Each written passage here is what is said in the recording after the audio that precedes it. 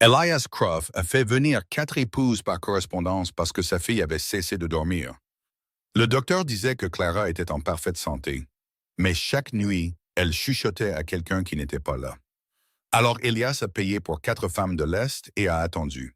Quand le chariot a atteint son range de montagne, 3 épouses en sont descendues et l'ont regardé droit dans les yeux. Mais la 4e femme l'a complètement ignoré. Elle est passée devant Elias et s'est arrêtée devant Clara. La fillette a attrapé sa main comme si elle l'avait attendue. Et en quelques heures, cette femme a réalisé quelque chose de terrifiant. Quelqu'un dans cette maison était en train d'empoisonner lentement l'enfant. Abonnez-vous avant de commencer et dites-nous d'où vous venez dans les commentaires. Nous aimons savoir qui est avec nous. La matinée a commencé dans le calme. Le poêle avait été alimenté tôt et la cuisine était chaude. Clara était assise à la table du petit déjeuner, les 2 mains enroulées autour de sa tasse pour en garder la chaleur. Les autres femmes n'étaient pas encore descendues. Dehors, la première lumière atteignait à peine les pâturages supérieurs, et Elias était déjà dans la cour, vérifiant l'abreuvoir avant que la journée ne commence. Puis la tasse a heurté le sol en pierre. Le son était étrange. Pas le bruit d'un accident, mais le bruit de quelque chose qui lâche. La chaise de Clara a raclé le sol en arrière alors qu'elle tombait. Elle n'a pas tendu les mains pour se rattraper. Elle n'a pas émis un son. Elle s'est simplement pliée en deux, comme une personne s'effondre quand quelque chose à l'intérieur cesse de fonctionner sans prévenir. Au moment où elle a touché le sol, ses mains tremblaient déjà. Un tremblement fin et constant qui parcourait ses doigts et ne s'arrêtait pas. Elias était à mi-chemin de la cour quand il a entendu le bruit. Il ne savait pas exactement ce que c'était. Il savait seulement que ce n'était pas normal. Il a poussé la porte de la cuisine et a vu Clara sur le sol en pierre, la joue pressée contre le sol, ses mains tremblant toujours à ses côtés. Il a prononcé son nom une fois. Il était déjà à genoux. Adelaide Marsh est apparue la première en haut des escaliers et est descendue rapidement. Pearl Dunning a suivi, encore en train de boutonner le dernier bouton de son col. Margaret Sauls a été la dernière à sortir de sa chambre, mais elle s'est dirigée directement vers la cuisine sans qu'on le lui demande, cherchant déjà un chiffon et une bassine d'eau. Quelqu'un a dit que c'était la fièvre qui revenait. Quelqu'un a dit que ses poumons ne s'étaient jamais complètement remis de l'hiver dernier. Quelqu'un a dit d'envoyer chercher le docteur immédiatement. Une femme n'a rien dit. Nora Bassett se tenait près du bout du comptoir de la cuisine, à 1 mètre derrière les autres. Elle regardait les mains de Clara. Le tremblement ne s'était pas arrêté et ne ralentissait pas. Elle avait déjà vu une forte fièvre secouer une personne. Ce n'était pas ça. Une fièvre faisait trembler tout le corps. Les bras, la mâchoire, les épaules. Ce qu'elle voyait était différent, contenu, spécifique. Une traction fine et constante sur les plus petits muscles, les mains et les doigts travaillant contre eux-mêmes d'une manière qu'elle ne pouvait ignorer. Elle avait déjà vu ça. Elle n'a pas dit ce qu'elle pensait. Pas encore. 2 jours avant cette matinée, le chariot était arrivé. 2 jours plus tôt, un chariot avait gravi la longue route menant à la montagne Croft. La route serpentait à travers une forêt défrichée sur le versant inférieur avant de s'ouvrir sur le plateau plat où Elias avait construit son ranch. Les souches de l'ancienne clairière étaient toujours là sur le flanc de la colline, grisées par le temps, et la piste entre elles était creusée d'ornières par le ruissellement du printemps. Le chariot avançait lentement. Les 4 femmes à l'intérieur voyageaient depuis avant l'aube. Elles étaient venues parce qu'Elias Croft avait passé une annonce par l'intermédiaire d'une agence de placement de l'Est. Il était veuf. Il possédait un ranch en activité à haute altitude et une fille de 8 ans qui avait passé l'hiver précédent à lutter contre une maladie pulmonaire dont elle ne s'était que partiellement remise. Il avait besoin de quelqu'un de capable.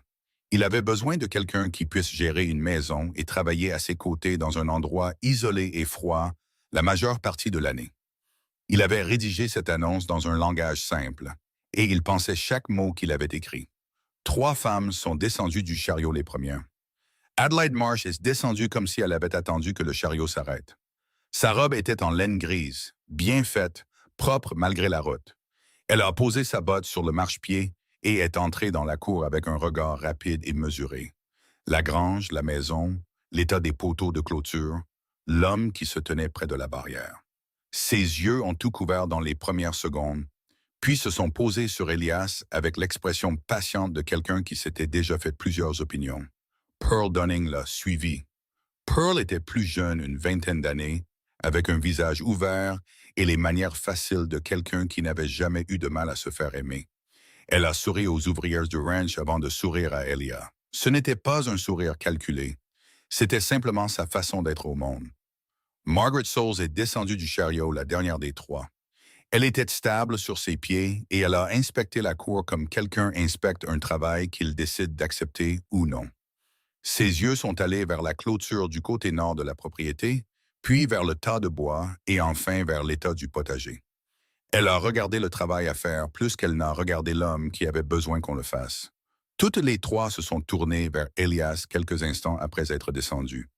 La dernière femme est descendue lentement. Nora Basset. Elle n'était pas petite. Elle s'est déplacée sur le marchepied du chariot avec précaution, s'assurant de son équilibre avant de transférer son poids. Elle s'est redressée une fois au sol et a ramassé son propre sac sans regarder autour d'elle pour voir si quelqu'un le prendrait pour elle.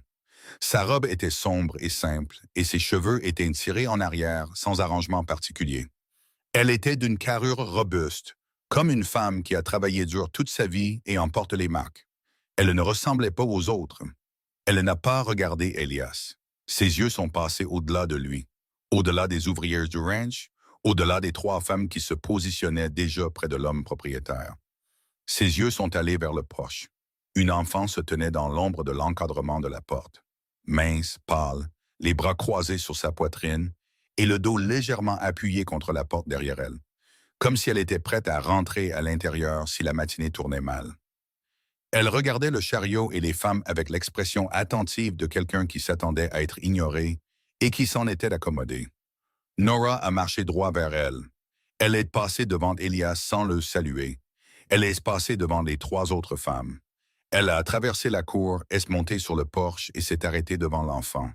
Elle s'est légèrement accroupie, pas complètement, juste assez pour se mettre à un niveau plus proche de celui de la fillette. Elle n'a pas forcé un sourire. Elle n'a pas utilisé une voix enjouée. Elle a regardé l'enfant directement et a dit « C'est une longue montée pour arriver jusqu'ici. » Clara l'a regardé un moment. Elle laisse rester silencieuse assez longtemps pour qu'on puisse croire qu'elle n'allait rien dire. Puis elle a tendu la main et a pris celle de Nora. Elias a fait un pas en avant sans réfléchir. Puis il s'est arrêté. Il ne savait pas pourquoi il avait bougé. Les trois autres femmes lui parlaient déjà. Adelaide posait des questions sur le garde-manger d'hiver, Pearl disait quelque chose sur la vue depuis la route, et il s'est retourné vers elle, mais pas rapidement. Les présentations ont été brèves. Elias a décrit l'arrangement aux quatre femmes en même temps, une période d'essai de 2 semaines, pratique et honnête des deux côtés, sans promesse donnée ou attendue. Il a posé à chacune quelques questions sur leur expérience. Adelaide a répondu avec précision. Pearl a répondu avec chaleur. Margaret a répondu avec des détails spécifiques. Il n'a rien demandé à Nora. Elle n'a rien offert. Pendant qu'Elias parlait, Nora se tenait à l'écart avec Clara. Elle écoutait ce qui se disait, mais elle faisait aussi ce qu'elle faisait toujours quand elle était dans un nouvel endroit. Elle regardait. Elle regardait l'état des cadres de fenêtres et les interstices par où le froid entrerait en hiver. Elle regardait la façon dont le toit s'inclinait sur le côté est de la cuisine. Elle regardait où le bois de chauffage était empilé et à quelle distance il se trouvait de la porte arrière. Elle a regardé le poêle et l'a jugé bien utilisé et bien entretenu. Elle a regardé la façon dont les ouvrières du ranch se déplaçaient, sans hâte, compétents, à l'aise avec les directives d'Elias. Elle a regardé les serrures. La serrure de la porte du bureau a attiré son attention. Toutes les autres serrures de la maison étaient de vieilles ferrures en fer, sombres, légèrement rouillées sur les bords. Le genre de garniture qui pouvait passer une saison entière sans être touchée. Mais la serrure du bureau était différente. Le métal autour du trou de la serrure était plus clair, usé et plus brillant. Elle avait été utilisée récemment et plus d'une fois, et pas par quelqu'un qui l'utilisait lentement. Elle a noté cela sans le commenter ni le regarder plus d'un instant. Et à un moment donné pendant les présentations, Nora a regardé Clara. La fillette ne regardait ni Adelaide, ni Pearl, ni Margaret. Elle ne regardait pas Elias, elle regardait Nora. Elle tenait quelque chose dans sa main droite, un morceau de papier plié, usé au niveau du pli, comme s'il avait été plié et déplié plus d'une fois. Clara a remarqué le regard et son poing s'est immédiatement refermé dessus. Elle l'a glissé à l'intérieur de sa robe sans que ce soit évident et a laissé sa main à plat sur l'endroit par la suite. Personne d'autre ne l'a vu. Personne d'autre ne regardait l'enfant. Cette nuit-là, la maison est devenue silencieuse plutôt que prévu. Le froid était descendu de la crête et les femmes étaient montées dans leur chambre. La lampe dans le couloir était baissée. Nora revenait des latrines quand elle est passée devant la porte de Clara. Elle était entr'ouverte d'1 ou 2 centimètres. Elle ne l'avait pas laissée ainsi. Elle s'est arrêtée. Clara était assise sur le bord de son lit dans la pénombre. Elle avait quelque chose sur ses genoux, un paquet enveloppé dans un tissu. Elle l'a déballé avec soin et l'a posé sur le lit à côté d'elle. C'était une collection de papiers pliés, des lettres. Elle les a comptées avec son doigt, touchant chacune d'elles. 7. Elle a commencé à les replier. Puis Nora a vu l'enveloppe. Elle était posée séparément des autres, sur le côté, pas rangée avec le reste du paquet. Le rabat avait été scellé une fois, puis rouvert assez soigneusement pour que le papier ne se déchire pas. Quiconque l'avait ouverte n'avait pas été négligent. Ils avaient replié le rabat une fois terminé. Clara l'a ramassé. Elle l'a lissé entre ses mains, aplatissant le pli, et l'a glissé au bas de la pile. Elle a remballé le tout dans le tissu et a poussé le paquet sous le matelas. Elle s'est allongée et a tiré la couverture sur elle sans regarder la porte. Nora a marché jusqu'au bout du couloir. Elle est entrée dans sa chambre, s'est assise sur le bord de son propre lit et y est restée un moment avant de s'allonger. Quelqu'un dans cette maison avait déjà lu ces lettres. Quelqu'un savait ce qu'elles contenaient avant même l'arrivée des femmes. Les jours qui ont suivi ont été prudents.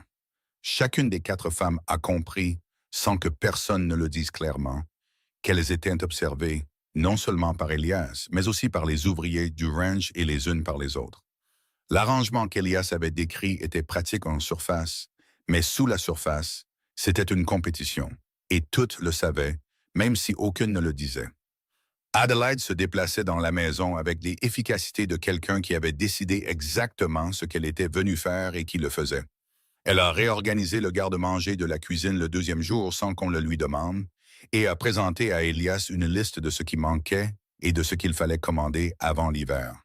Il a regardé la liste et a hoché la tête. Elle a posé 3 questions sur la réserve de bois. Elle en a posé une sur la cave à légumes. Elle ne posait jamais une question dont elle n'avait pas déjà la réponse. Elle faisait une démonstration de compétences très convaincante et, à bien des égards, réelle. Pearl travaillait différemment. Elle ne cherchait pas l'efficacité. Elle mettait les gens à l'aise. Elle maintenait une atmosphère facile et chaleureuse à table, riait des plaisanteries des ouvrières du ranch, apportait à Elias son café le matin avant qu'il ne le demande. Elle n'essayait pas de l'impressionner par ses capacités. Elle essayait de se rendre indispensable. C'était une compétence en soi. Margaret parlait moins que les 2 autres et en faisait plus. Elle a réparé le loquet du poulailler le 3e matin parce qu'il fallait le faire et qu'elle avait remarqué qu'il fallait le faire. Elle n'en a pas parlé à Elias. Il l'a remarqué quand même. Il lui en a parlé et elle a simplement dit que cela aurait été un problème dans une semaine. Il a hoché la tête. Elle est retournée au travail. Nora débarrassait les assiettes. Elle transportait tout. Elle alimentait le poêle pour que la cuisine soit chaude quand les gens y entraient le matin. On lui avait attribué la plus petite chambre au bout du couloir, celle avec la fenêtre qui donnait au nord et laissait d'entrer le froid plus que les autres. Personne ne lui a offert une meilleure chambre. Elle n'a rien dit à ce sujet. Clara la suivait, pas toujours ouvertement, parfois à distance, mais où que Nora aille dans la maison, Clara trouvait une raison d'être à proximité. Elle ne faisait pas cela avec les autres femmes. Avec Adelaide, elle était polie et silencieuse. Avec Pearl, elle était distante. Avec Margaret, elle était simplement absente. Avec Nora, elle était présente de la manière dont un enfant est présent quand il a décidé, sans pouvoir l'expliquer, que c'est la personne près de laquelle il vaut la peine d'être. Le 4e soir, Elias s'est adressé à chacune des femmes par son nom au souper. Il a interrogé Adelaide sur le garde-manger d'hiver et si elle pensait que la commande de provisions qu'il avait prévue était suffisante. Elle a eu une réponse directe. Il a interrogé Margaret sur la clôture nord et si elle avait remarqué la section près de la porte du pâturage supérieur. Elle l'avait remarqué et a décrit ce qu'il fallait faire avec le genre de précision qui vient de quelqu'un qui a vraiment regardé. Il a interrogé Pearl sur la route menant à la ville et si elle l'avait empruntée avant de monter. Ce n'était pas le cas. Mais elle a transformé cela en un échange joyeux sur la raideur de la pente. Et les ouvrières du ranch ont ri. Il n'a jamais regardé du côté de la table de Nora, pas une seule fois. Nora a mangé sans se presser. Elle n'a pas levé les yeux de son assiette. Elle n'a pas bougé sur sa chaise. Clara a doucement rapproché sa chaise de Nora de 5 centimètres. Juste 5 centimètres. Elle l'a fait sans bruit, sans drame, sans regarder personne. Elle s'est simplement déplacée, s'est rassise et a pris sa tasse. Personne n'a vu ce qui s'est passé. Personne sauf Elias, qui avait jeté un coup d'œil dans cette direction au bruit de la chaise, puis avait baissé les yeux sur sa propre assiette. Il n'a rien dit. Il a repris sa fourchette. Cette nuit-là, Nora n'a pas dormi longtemps. Elle était allongée dans le lit étroit de la chambre, orientée au nord depuis peut-être 2 heures, quand elle a entendu quelque chose dans le couloir. Pas exactement un pas, plutôt l'absence prudente de pas, le son de quelqu'un qui se déplace sans vouloir être entendu. Elle est restée immobile et a écouté. Le bruit a cessé. Puis elle a entendu la porte du bureau, pas le grincement de son ouverture, car la personne l'avait ouverte assez lentement pour l'éviter. Ce qu'elle a entendu, c'est le petit bruit métallique du loquet qui se rétracte, puis le silence, puis le léger clic de sa fermeture. Elle s'est levée. Elle s'est approchée de sa porte et l'a ouverte sans un bruit. Le couloir était sombre. Au bout, près du bureau, une fine ligne de lumière de lampe filtrait sous la porte. Elle est restée dans le couloir et a regardé. À l'intérieur du bureau, la lampe était basse. Nora pouvait voir la forme de l'ombre d'Adelaide se déplacer sur le mur à travers l'interstice au bas de la porte. Elle était au bureau, déplaçant des papiers. Elle ne se pressait pas. Elle les parcourait avec une patience méthodique. Cela signifiait qu'elle savait ce qu'elle cherchait et ne l'avait pas encore trouvé. Elle a commencé par le tiroir en haut à gauche, celui où la plupart des hommes gardaient leurs papiers importants. Elle l'a parcouru lentement, soulevant chaque document avec la prise prudente à 2 mains de quelqu'un qui ne voulait pas laisser de plis. Elle lisait à la lueur de la lampe, sans bouger les lèvres, juste ses yeux, stoles et rapides. Elle a replacé chaque papier face contre terre comme elle l'avait trouvé. Quand le premier tiroir a été vide, elle l'a refermé sans bruit et est passée au suivant. Elle a trouvé une carte. Elle l'a dépliée avec soin et l'a tenue vers la lampe. Elle l'a étudiée plus longtemps qu'elle n'avait étudié quoi que ce soit d'autre. Elle a incliné la lampe vers la carte une fois, un ajustement lent et délibéré, et a tracé une ligne avec son doigt près du haut de la page sans toucher le papier lui-même. Elle a maintenu cette position pendant un long moment, la tête immobile, la respiration régulière. Quoi qu'elle cherche dessus, elle le cherchait très attentivement. Puis elle l'a repliée et l'a remise exactement où elle était. Ce n'était pas ce qu'elle voulait. Elle a parcouru le reste des papiers de la même manière, chacun manipulé avec soin, chacun replacé exactement comme il avait été trouvé. Elle n'était pas négligente. Elle était précise. Elle cherchait quelque chose de très spécifique et elle allait continuer à chercher jusqu'à ce qu'elle le trouve ou décide que ce n'était pas là. L'ombre s'est déplacée vers les étagères sur le mur du fond. Elle a passé une main le long des dos des registres, sans les sortir, lisant simplement les étiquettes avec le bout de ses doigts dans la faible lumière. Elle s'est arrêtée à l'un d'eux. Elle a gardé sa main à plate contre lui pendant 3 bonnes secondes. Puis elle a continué. Elle ne l'a pas trouvé cette nuit-là. L'ombre s'est dirigée vers la porte. Nora a reculé dans l'ombre du couloir et s'est plaquée contre le mur. La porte du bureau s'est ouverte. Adelaide est sortie, portant la lampe. Elle s'est tournée vers sa propre chambre. Elle s'est arrêtée. Nora se tenait dans le couloir. Elles étaient à 2 mètres l'une de l'autre. Adelaide l'a regardée. Un moment a passé. Puis Adelaide a souri. Un sourire net, simple. Le genre de sourire que l'on pourrait adresser à quelqu'un que l'on croise dans un couloir en allant chercher de l'eau à la cuisine. Elle est allée dans sa chambre. Elle sait que j'étais là, pensa Nora. Et elle n'est pas inquiète.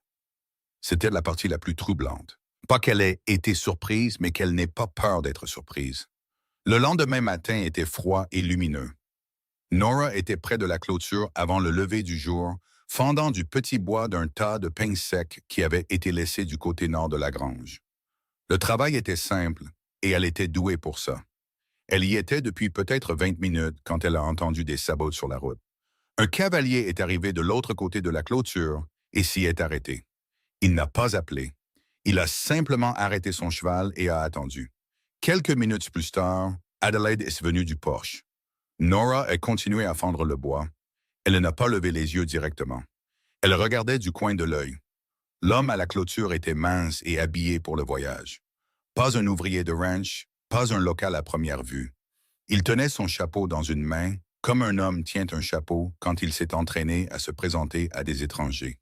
Il avait 40 ans, peut-être plus, avec une longue mâchoire et le genre d'immobilité prudente sur son visage qu'un homme développe quand il a appris à empêcher ses expressions de trahir ses pensées. Son manteau était sombre et couvert de poussière de la route, mais bien fait en dessous, pas un manteau de travail.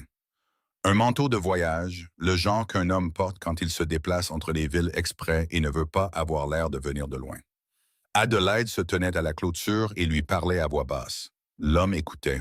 Il a hoché la tête une fois, il a mis la main dans son manteau et en a sorti quelque chose, un papier plié ou une petite enveloppe. Elle ne pouvait pas en être sûre à cette distance. Il l'a tendu à Adelaide sans l'ouvrir. Adelaide l'a regardé un moment, puis l'a regardé lui, puis l'a pris. Elle l'a plié une fois et l'a mis à l'intérieur de sa robe à la taille sans l'ouvrir elle-même. Il a dit quelque chose en retour que Nora n'a pas pu entendre. Adelaide a fait un bref signe de tête en réponse. L'homme a touché le bord de son chapeau, l'a remis sur sa tête et est reparti sur la route. Adelaide est rentrée dans la maison. Elle n'en a parlé à personne au petit déjeuner. Elle n'en a parlé à aucun moment du reste de la journée. Elle a continué avec la même précision et le même sang-froid qu'elle apportait à tout. Et si quelqu'un avait observé son expression, il n'y aurait rien vu à lire. Nora a noté le visage de l'homme avec la même attention silencieuse qu'elle accordait à tout ce qui ne coderait pas. Ses bottes étaient de fabrication citadine, Buckham, du bon cuir, le genre qui était fait pour l'apparat plutôt que pour les étriers. Le talon n'était pas celui d'un homme qui passait beaucoup de temps à cheval. Il était venu de loin. Il n'était pas venu parce qu'il était de passage. Nora avait vu son visage clairement. Elle ne connaissait pas encore son nom. Elle avait déjà vu son type, pas l'homme lui-même, mais le genre d'homme qu'il était. Un homme qui arrivait avec quelque chose de déjà arrangé. Un homme qui n'avait pas besoin de se présenter parce que la personne qu'il rencontrait savait déjà qu'il venait. La vague de froid est arrivée 3 jours plus tard sans grand avertissement. La température a chuté pendant la nuit, et le matin, l'eau de l'abreuvoir près de la grange avait une fine couche de glace à sa surface, et la boue dans la cour avait gelé en crête dure, qui rendait l'équilibre précaire. Le ciel était plat et blanc, et le vent de la crête supérieure transportait le genre de froid qui s'infiltrait dans les interstices, les cadres de portes, les jointes de fenêtres, les endroits où la maison s'était tassée et n'était plus aussi étanche qu'auparavant. Les 4 femmes ont été mises à l'épreuve de différentes manières. Adelaide a regardé la cour par la fenêtre de la cuisine tôt le matin et a déclaré qu'elle sentait une toux arriver et que sortir dans ce vent l'aggraverait. Elle est restée à l'intérieur. Elle s'est rendue utile là. Elle a réorganisé l'étagère des produits secs d'une manière qui optimisait l'espace et elle a passé l'après-midi à raccommoder un rideau qui avait été épinglé plutôt que cousu pendant une bonne partie de la saison. Personne ne pouvait dire qu'elle était oisive, mais elle n'est pas sortie.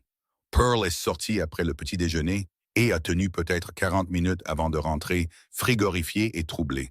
Elle avait pris le sentier vers le pâturage inférieur pour apporter de l'eau aux chevaux et s'était trompée de tournant. Un des ouvriers du ranch l'a trouvée près de la lisière sud des arbres, l'air incertain de la direction à prendre. Il l'a ramenée. Elle en a ri. Elle frissonnait encore 2 heures plus tard. Margaret a travaillé dehors la majeure partie de la journée, passant d'une tâche à l'autre avec l'efficacité qu'elle apportait à tout. Elle ne s'est pas arrêtée en milieu de matinée quand le vent s'est levé et que la température a encore chuté. Elle a travaillé sans commentaire, son souffle sortant en courtes bouffées blanches, ses mains stables sur tout ce qu'elle portait. Quand l'ouvrier du ranch a proposé de prendre le sac de nourriture le plus lourd, elle a secoué la tête une fois et a continué à marcher. Elle a aidé à transporter la nourriture, a vérifié l'isolation autour du poulailler qu'elle avait déjà réparé et a rapporté à Elias en début d'après-midi quelle section de la clôture avait été endommagée par la glace de la pluie de la semaine précédente qui avait gelé dans la nuit. Elle s'est assurée qu'il sache qu'elle avait fait ces choses. C'était de la manière de Margaret. Le travail était réel, mais le compte-rendu du travail était tout aussi délibéré. Nora n'a rien dit de tout cela. Elle a alimenté le poêle de la cuisine depuis avant le lever du jour jusqu'après le souper. Elle a vérifié les seaux d'eau à l'intérieur de la maison et les a remplis avant qu'il n'en ait besoin. Elle a trouvé un interstice dans le coupe-froid au bas de la porte arrière qui laissait passer un courant d'air froid le long du sol et elle y a fourré un morceau de toile de jute plié et le courant d'air s'est arrêté. Elle a préparé le repas de midi sans qu'on le lui demande et il était prêt avant que quiconque ne pense à en organiser un. Elle a fait ces choses sans annonce et sans s'attendre à ce qu'elles soient remarquées. Elles n'ont pas été remarquées. Pendant le plus fort du froid ce premier jour, alors que Nora était dehors près du tas de bois, empilant le petit bois fendu du matin sous l'auvent, Adelaide est entrée dans la cuisine. Clara était à table. Elle avait son livre ouvert devant elle, mais elle ne lisait pas vraiment. Elle était assise comme elle le faisait souvent quand le froid lui serrait la poitrine, très immobile, respirant prudemment, ne voulant pas tousser. Adelaide a posé une petite casserole sur le poêle. Elle a réchauffé un peu de bouillon de la veille et l'a versé dans une tasse. Elle l'a apporté à table et l'a posé à côté de Clara. « Reste au chaud », a-t-elle dit. Elle a tapoté la main de Clara une fois, puis elle laisse retourner à ce qu'elle faisait.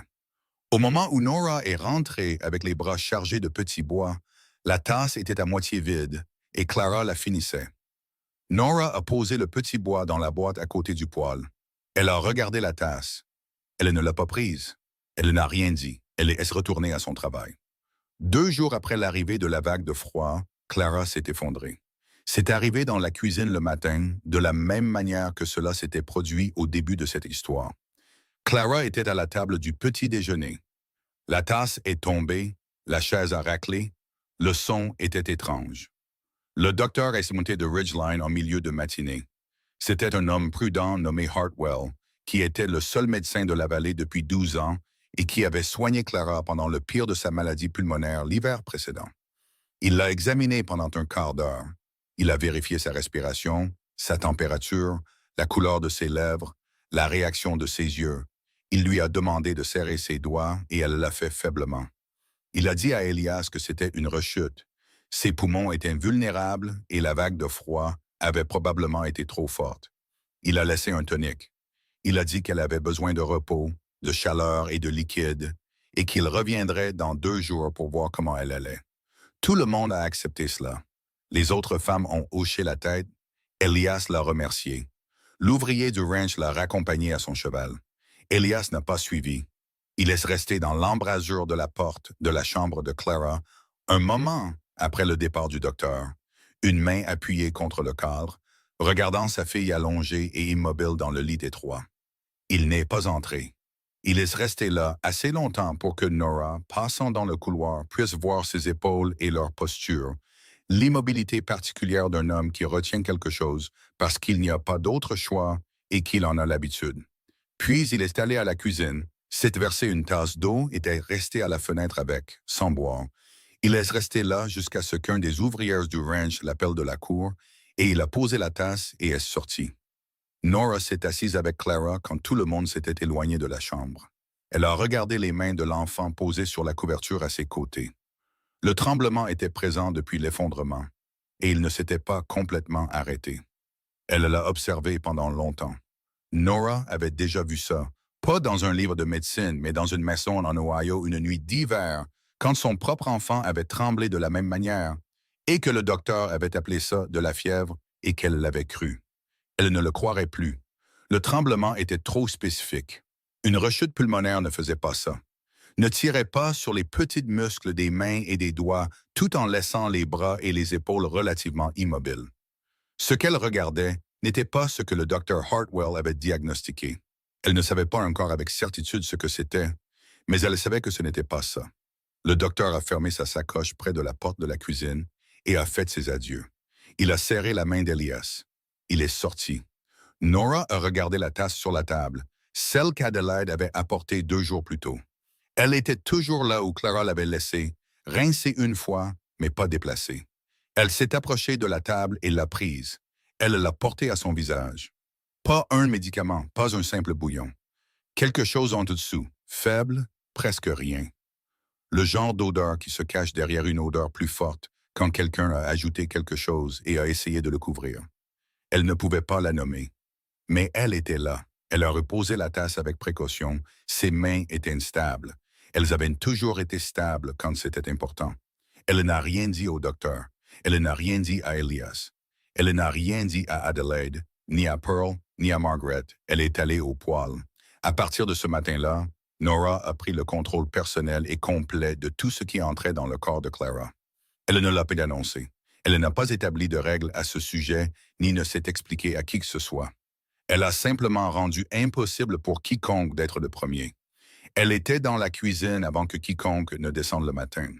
Elle préparait la nourriture de Clara elle-même.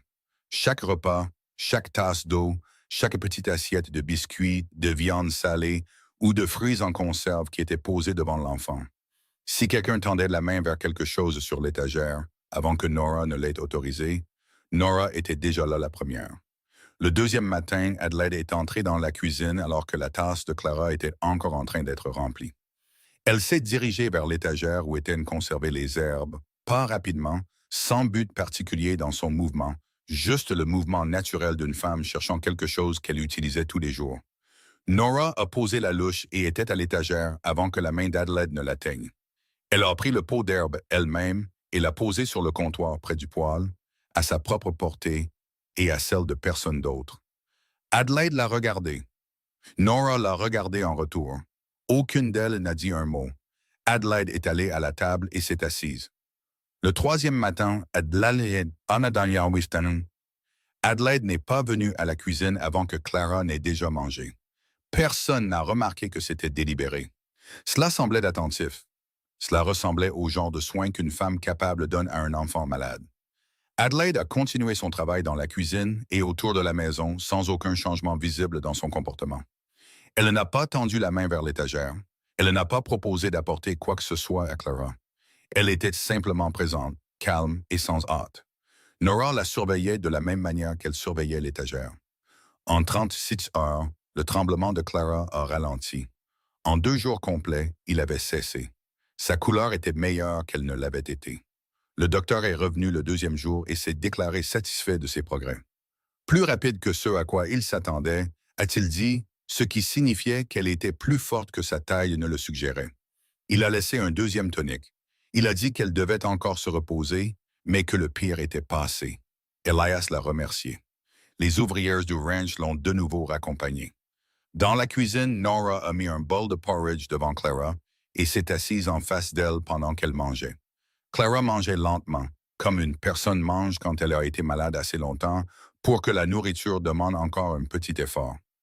Elle a pris une cuillerée, elle a fait une pause, elle en a pris une autre, elle a regardé le bol un moment, puis Nora, puis elle a dit doucement, ça a le même goût que ce que ma mère faisait. Nora n'a rien dit. Depuis l'embrasure de la porte, Elias a entendu. Il était là depuis moins d'1 minute. Il était entré de l'extérieur, s'était arrêté avant d'entrer dans la cuisine et n'avait rien dit pour s'annoncer. Il s'est retourné et est ressorti sans un mot. La cuisine était silencieuse après son départ. Clara a regardé son bol. Elle a pris une autre cuillerée. Dehors, le vent était tombé et la cour était calme, et la fumée de la cheminée montait droit dans le ciel gris et plat. Nora était assise en face d'elle et ne disait rien. Clara allait mieux la semaine suivante. Pas encore complètement elle-même, elle se fatiguait vite et le froid lui serrait encore la poitrine si elle se déplaçait trop vite entre la cuisine chaude et l'air extérieur. Mais elle était sortie du lit, assise à table pour les repas, posant à nouveau des questions comme elle le faisait avant la rechute.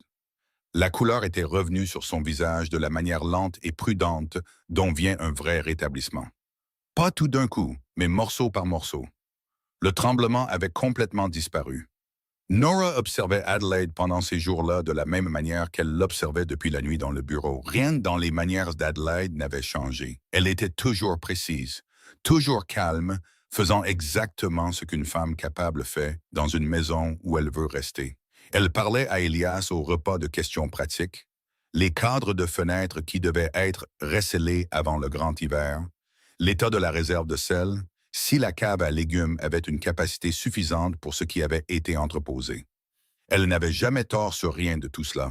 Elle n'a donné à Nora aucune raison directe de dire un seul mot. L'amélioration de Clara n'avait pas surpris Adelaide. Elle l'avait noté agréablement au souper 2 soirs de suite. Elle a dit que c'était bon de voir l'enfant avec plus de couleurs. Elle a dit que le froid avait été dur pour tout le monde et qu'il n'était pas étonnant que la petite ait eu un coup de moins bien. Elle l'a dit de la manière dont une personne dit la bonne chose quand elle a passé du temps à décider quelle est la bonne chose à dire. Nora a tout entendu. Elle a débarrassé les assiettes et n'a rien dit. La première à partir fut Pearl. Pearl avait essayé à sa manière. Ce n'était pas une mauvaise personne et Nora ne pouvait trouver aucune cruauté en elle. Son échec dans cette maison était d'un genre plus simple. Elle était jeune et facile et elle vivait à la surface des choses. Et Clara n'était pas une enfant qui vivait à la surface. Clara observait, attendait et gardait les choses pour elle. Et Pearl trouvait ce genre d'enfant mal à l'aise sans comprendre pourquoi. Elle n'était pas méchante à ce sujet. Elle n'était simplement pas là. Un matin, Clara est entrée dans la cuisine. Elle travaillait sur un dessin depuis après le petit déjeuner. Un cheval grossièrement dessiné, les pattes trop fines et la tête trop grosse pour le corps, mais avec quelque chose de vrai dans sa posture, la façon dont il se tenait comme s'il attendait quelque chose. Elle avait plié la page avec soin et la tenait à deux mains quand elle est arrivée à la table où Pearl était assise. Pearl l'a regardé une seconde. « C'est mignon », a-t-elle dit. Elle s'est retournée vers sa conversation avec Margaret et a repris au milieu d'une phrase comme si elle n'avait jamais détourné le regard. Clara a baissé le dessin à son côté. Elle ne l'a plus montré. Elle est restée au bord de la table un moment pendant que Pearl continuait de parler, puis elle s'est retournée et a quitté la cuisine. Elle a plié le dessin une fois le long du pli central et elle ne l'a pas sorti de sa poche du reste de la journée. Ce soir-là, Elias a accompagné Pearl dans le couloir et lui a dit doucement que l'arrangement était terminé. Il n'a offert aucune explication. Pearl a pris une inspiration et a hoché la tête, et elle était déçue de la manière dont on est déçu quand on sait que quelque chose va arriver, mais qu'on espérait que non. Elle n'a pas fait de scène. Elle était partie le lendemain matin avec le chariot de ravitaillement. Margaret est partie 2 jours après. Elle avait compris ce qui se passait dans cette maison depuis plus longtemps qu'elle ne l'avait laissé paraître. C'était une femme pratique et perspicace, et elle avait observé Clara de la même manière que Nora avait observé Adelaide, attentivement, constamment, tirant des conclusions sans en parler. Elle savait que ce dont Elias avait besoin n'était pas une femme qui pouvait gérer un ranch. Elle pouvait gérer un ranch. Ce qu'elle ne pouvait pas faire et n'avait aucun intérêt à prétendre pouvoir faire, c'était de devenir ce qu'une fillette de 8 ans choisissait silencieusement et obstinément. Elle a fait sa propre malle le deuxième matin après le départ de Pearl. Elle l'a portée elle-même à la porte sans demander d'aide. Elle n'a pas fait d'adieu formel au-delà d'un signe de tête à Elias dans le couloir et d'un bref regard soutenu à Clara, qui regardait depuis l'embrasure de la cuisine. À la porte, son sac à la main, elle a fait une pause. Elle semblait décider si elle devait dire quelque chose. Puis elle l'a dit doucement, face à la porte plutôt qu'à la pièce, comme si elle parlait à la cour au-delà. « Qui que ce soit qui reste », a-t-elle dit. « Surveillez la clôture est. » Elle est montée dans le chariot. Personne ne l'a rappelé.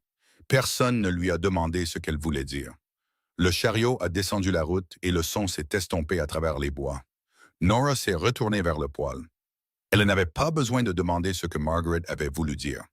Elle l'a classé comme elle classait tout, tranquillement dans la partie de son esprit où elle gardait les choses qui n'étaient pas encore expliquées mais qui le devraient. La clôture est.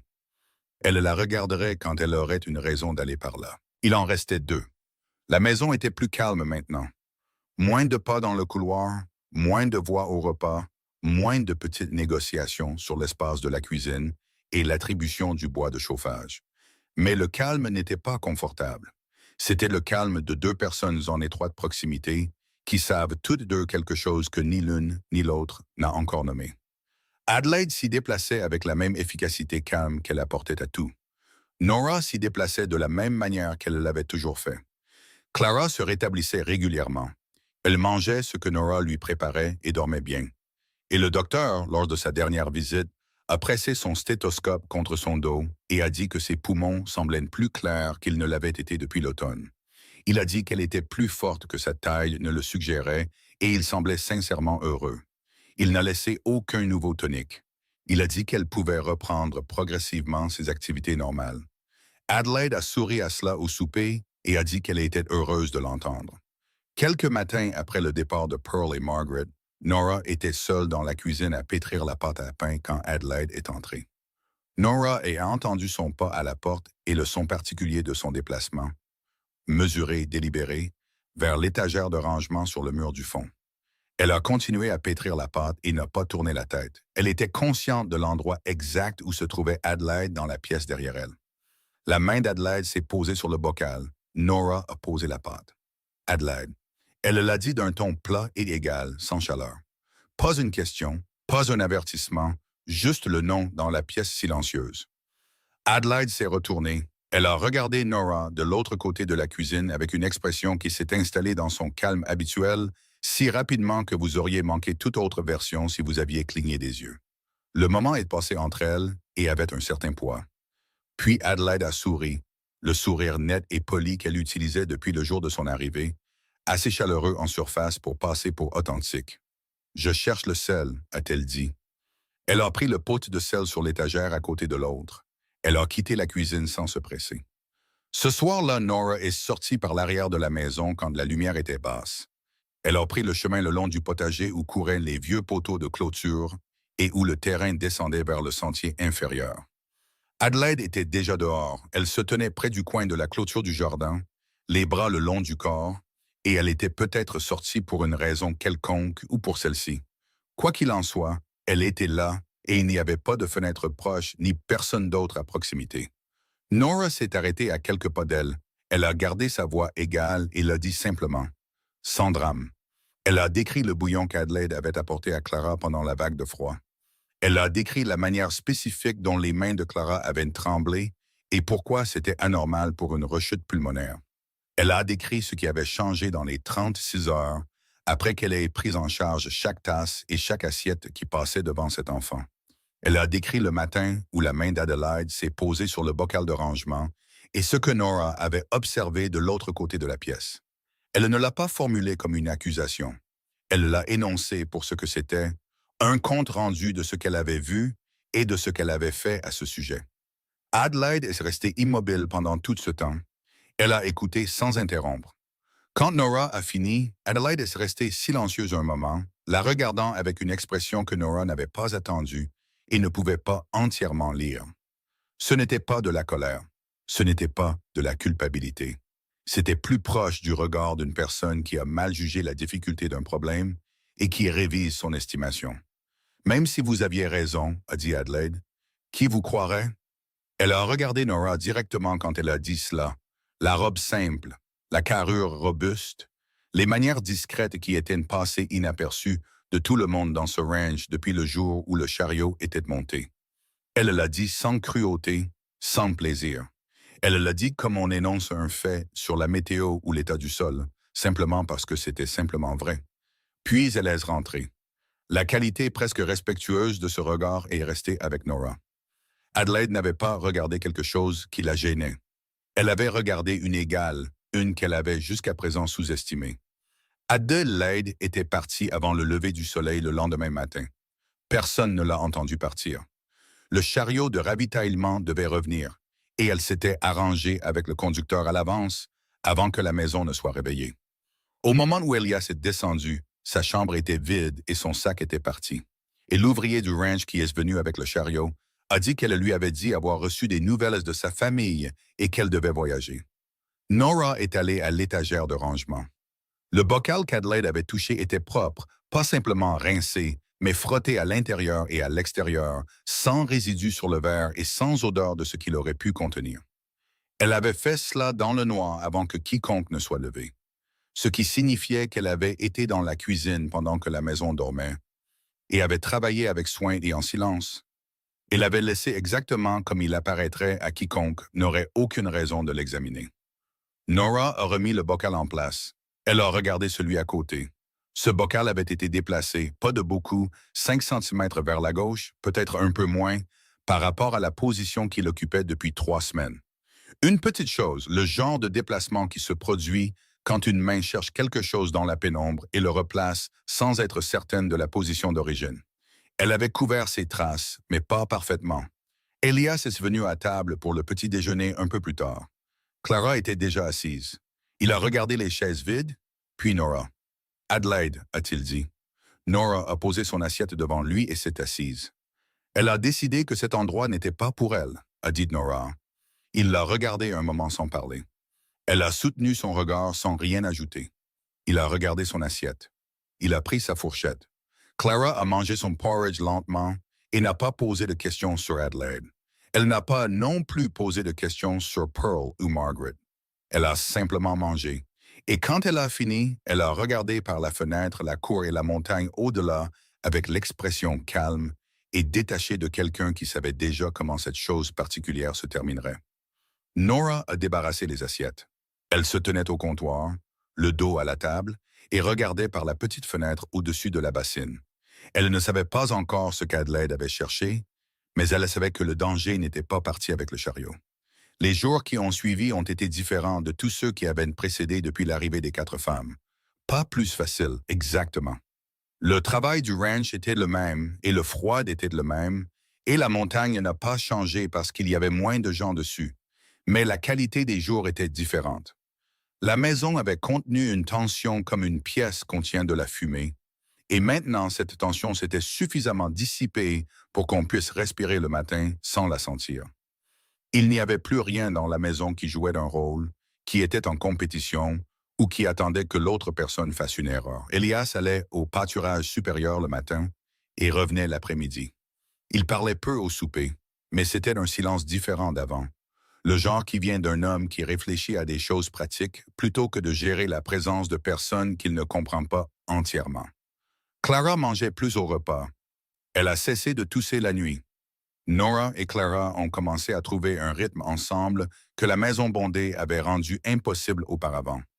Cela a commencé comme la plupart des choses réelles commencent, petit, sans remarque, presque accidentel. Clara a commencé à apparaître dans la cuisine avant le petit déjeuner, quand la maison était encore silencieuse et que le feu était juste ravivé à partir des braises. Elle n'a pas demandé à aider au début. Elle se tenait simplement près du comptoir, du côté opposé à la chaleur, et regardait. Nora l'a laissé regarder sans commentaire ni question. Après 4 ou 5 matins comme ça, Clara a demandé si elle pouvait remuer le porridge. Nora lui a tendu la cuillère sans cérémonie. Clara a remué trop vite et le porridge a attaché au fond et a commencé à croûter. Nora a tendu la main sans parler, a mis sa main sur celle de la fillette et l'a ralentie, la déplaçant dans un cercle plus large et plus lent qui maintenait la chaleur uniforme. Elle a retiré sa main. Clara a réessayé. Le lendemain matin, Clara est descendue tôt, seule avant Nora, et avait un petit feu allumé dans le poêle quand Nora est arrivée à la cuisine. Il était inégal et brûlait vite d'un côté où le petit bois était mal empilé, mais il brûlait. Nora a ajouté 2 morceaux de bois, a ajusté le registre et n'a rien dit sur la façon dont le feu avait été fait. Clara se tenait à côté d'elle et observait l'ajustement avec l'attention concentrée de quelqu'un qui le mémorise pour la prochaine fois. Elles ont travaillé les matins de cette façon pendant près d'une semaine. Nora ne faisait pas d'éloges et Clara n'en demandait pas. Elles travaillaient simplement, et Clara s'améliorait, et aucune d'elles n'en faisait toute une histoire. Un après-midi, Clara a conduit Nora sur le sentier de montagne derrière la grange. Le sentier grimpait abruptement dans la première section, puis s'adoucissait le long de la crête supérieure, où les arbres s'éclaircissaient. Le sol était meuble par endroits près du sommet, et Nora se déplaçait avec précaution sur la pente, plaçant ses pieds avec la stabilité délibérée d'une femme qui a appris à ne pas faire confiance à un sol qu'elle n'a pas testé. Clara avançait devant elle comme un enfant se déplace sur un terrain qu'il connaît depuis qu'il sait marcher, rapide, sans hésitation, toujours sûr du prochain pas avant de le faire. Au sommet, le sentier débouchait sur un plateau rocheux qui s'avançait de la crête et offrait une vue dans les 2 directions le long de la vallée. C'était une vue longue et calme. L'après-midi était sans vent, et les arbres sur le versant opposé avaient pris des teintes de rouille et d'orange avec la saison, et le ciel au-dessus était du bleu pâle et pur du début de l'automne en altitude. Clara ne s'est pas arrêtée sur le plateau. Elle a marché le long de celui-ci jusqu'à un cèdre qui poussait au bord du rocher, vieux et très épais à la bessase, avec une branche basse qui s'étendait du tronc en un large arc horizontal avant de remonter légèrement à son extrémité. On aurait dit quelque chose placé là avec un but. Clara s'est arrêtée devant. Elle a posé sa main sur l'écorce pomme à plat, La façon dont on touche quelque chose pour vérifier qu'il est toujours là. Ma mère m'amenait ici, a-t-elle dit. Elle l'a dit doucement, comme un fait qu'elle énonçait pour mémoire. Personne d'autre ne connaît cet endroit. Elle s'est assise sur la branche. Elle était exactement à la bonne hauteur et avait exactement la bonne forme. Et elle s'est installée dans sa courbe comme on s'installe dans un endroit que son corps connaît déjà. Elle a regardé la vallée en contrebas, puis elle a regardé Nora. Elle s'est déplacée sur la branche juste un peu, juste assez. Nora s'est assise à côté d'elle. Le cèdre était assez vieux pour supporter le poids sans se plaindre. La montagne était silencieuse autour d'elle. Aucune d'elles n'a parlé pendant longtemps. La vallée en contrebas était calme, et la fumée des bâtiments du ranch était un mince fil montant droit, et le tout s'étendait là comme quelque chose qui avait toujours été ainsi, et ne nécessitait aucun commentaire. Quand elles sont redescendues, Clara s'est passée devant sur le sentier, et Nora a suivi. Elles n'ont pas parlé de l'arbre, ni de ce que signifiait y être allé. Il n'y avait rien à ce sujet qui devait être mis en mots. Le soir même, en revenant des latrines après la tombée de la nuit, Nora s'est arrêtée au bas des escaliers menant à sa porte. La deuxième marche en partant du bas était cassée depuis une semaine. Elle avait une fente le long du grain qui accrochait le talon de sa botte chaque fois qu'elle rentrait la nuit. Une petite chose, le genre de choses qui s'accumulent sans qu'on s'en aperçoive dans un ranch en activité, où les réparations se font par ordre d'importance, et une simple marche menant à la chambre d'une femme est tout en bas de n'importe quelle liste. Elle avait été réparée. Le bois était neuf, brut, du pin pâle, coupé proprement aux bonnes dimensions et posé au même niveau que le cadre. Quiconque l'avait fait avait pris le travail au sérieux. Les vies étaient régulièrement espacées, les bords avaient été rabotés lisses de tous les côtés, et l'ajustement était bon. Nora a posé sa botte dessus. Elle a appuyé son poids une fois, lentement, pour sentir sa solidité. Elle n'a pas bougé, elle n'a pas fléchi. Elle tenait exactement comme une nouvelle marche tient. Elle n'a pas regardé en arrière vers la fenêtre de la cuisine où la lampe brûlait encore. Elle laisse rester sur la marche un moment de plus que nécessaire. Puis elle laisse rentrer. Le lendemain matin, avant que Clara ne soit levée, Nora a pris le long chemin pour aller au poulailler, le sentier qui longeait la clôture et derrière la grange. Elle n'était jamais passée par là. Le sol y était plus mou que dans le reste de la cour, bas et légèrement marécageux, là où le ruissellement du versant supérieur s'accumulait. Elle a longé la clôture depuis le coin de la grange jusqu'au premier virage, les yeux sur les poteaux. Au deuxième poteau en partant de la fin, elle s'est arrêtée. Il y avait un piquet d'arpentage dans le sol à côté. Du bois neuf, pâle et non séché, enfoncé légèrement en biais, comme s'il avait été posé à la hâte. Il n'était pas là quand elle avait arpenté ce côté de la cour les premières semaines. Elle s'est accroupie et a regardé la marque gravée sur le dessus. Ce n'était pas une marque du ranch. Nauch, elle ne la reconnaissait pas. Elle s'est redressée et est restée un moment à regarder le long de la limite de la propriété vers le pâturage est. Puis elle est retournée à la maison sans toucher le piquet. L'après-midi suivant, elle est passée devant la porte du bureau d'Elias. Elle était entr'ouverte de quelques centimètres. Elle ne l'avait pas laissée ainsi. Le bureau était vide. Elias était dehors et la lampe n'était pas allumée. Elle s'est tenue dans le couloir et a regardé à travers l'étroite ouverture. Ses yeux sont allés vers les étagères sur le mur du fond. Elias gardait ses documents et cartes enroulés sur ses étagères, des registres d'arpentage, des titres de propriété, les cartes foncières qu'un éleveur en altitude accumulait au fil des ans de gestion du territoire. Nora avait mémorisé la disposition de ses rouleaux la nuit où elle s'était tenue dans l'ombre du couloir et avait regardé Adelaide fouiller le bureau. Elle l'avait fait sans intention délibérée, simplement parce qu'elle remarquait les choses. Un des rouleaux était différent de ceux dont elle se souvenait. L'étiquette dessus n'était pas celle qu'elle avait mémorisée, et le rouleau lui-même était avancé d'1 centimètre par rapport aux autres, légèrement tiré de la ligne. La façon dont quelque chose apparaît quand il avait été retiré et replacé par quelqu'un qui ne savait pas exactement où il était. Soit Adelaide était revenue dans ce bureau après le départ des autres, elle avait eu accès à la maison jusqu'au matin de son départ, soit quelqu'un d'autre était entré dans cette pièce depuis. Adelaide avait été dans la maison jusqu'à ce que le chariot de ravitaillement arrive avant l'aube. Nora avait entendu le loquet du bureau ce matin-là, le même faible son métallique qu'elle avait appris à reconnaître avant même que les roues du chariot n'atteignent la cour. Quoi qu'Adelaide soit revenue chercher, elle n'avait pas eu beaucoup de temps pour le trouver. Nora n'est pas entrée dans le bureau, elle n'a pas touché l'étagère. Elle essaie de retourner, a continué dans le couloir et de retourner à son travail. 2 jours après, Hank Croft est arrivé. Il est venu en milieu d'après-midi sur un beau cheval bail, remontant la route de Ridgeline avec l'allure tranquille d'un homme qui a décidé que ce qu'il est venu dire a assez de poids pour ne pas avoir à se presser pour le livrer. Il était quelques années plus jeune qu'Elias, plus mince, avec une manière plus vive de se tenir. Le genre d'aisance qui ne vient pas de la confiance en son propre travail, mais d'une longue pratique à lire les situations et à s'y adapter. Il a attaché son cheval au poteau et est venu à la porte et a frappé, ce que les visiteurs réguliers d'Elias ne faisaient pas. Elias l'a fait entrer.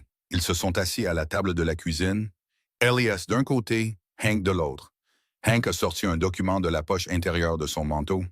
Il l'a déplié, l'a posé sur la table et l'a aplati avec les mouvements prudents de quelqu'un qui l'avait manipulé plus d'une fois et voulait qu'il ait l'air en règle. Il a dit à Elias qu'il pensait qu'il devrait être au courant d'une clause spécifique dans l'acte de propriété original de leur père, une question qu'il avait récemment soumise à un avocat à Ridgeline, juste pour être certain de sa signification. Il a dit qu'il ne soulevait pas cela pour créer des difficultés, seulement pour s'assurer qu'Elias était pleinement informé des termes selon lesquels la propriété leur avait été léguée à tous les deux. La clause était rédigée dans le langage formel et dense de son époque, le genre d'écriture qui nécessitait une deuxième lecture avant que le sens ne s'installe, mais le sens était assez clair une fois qu'il s'était installé.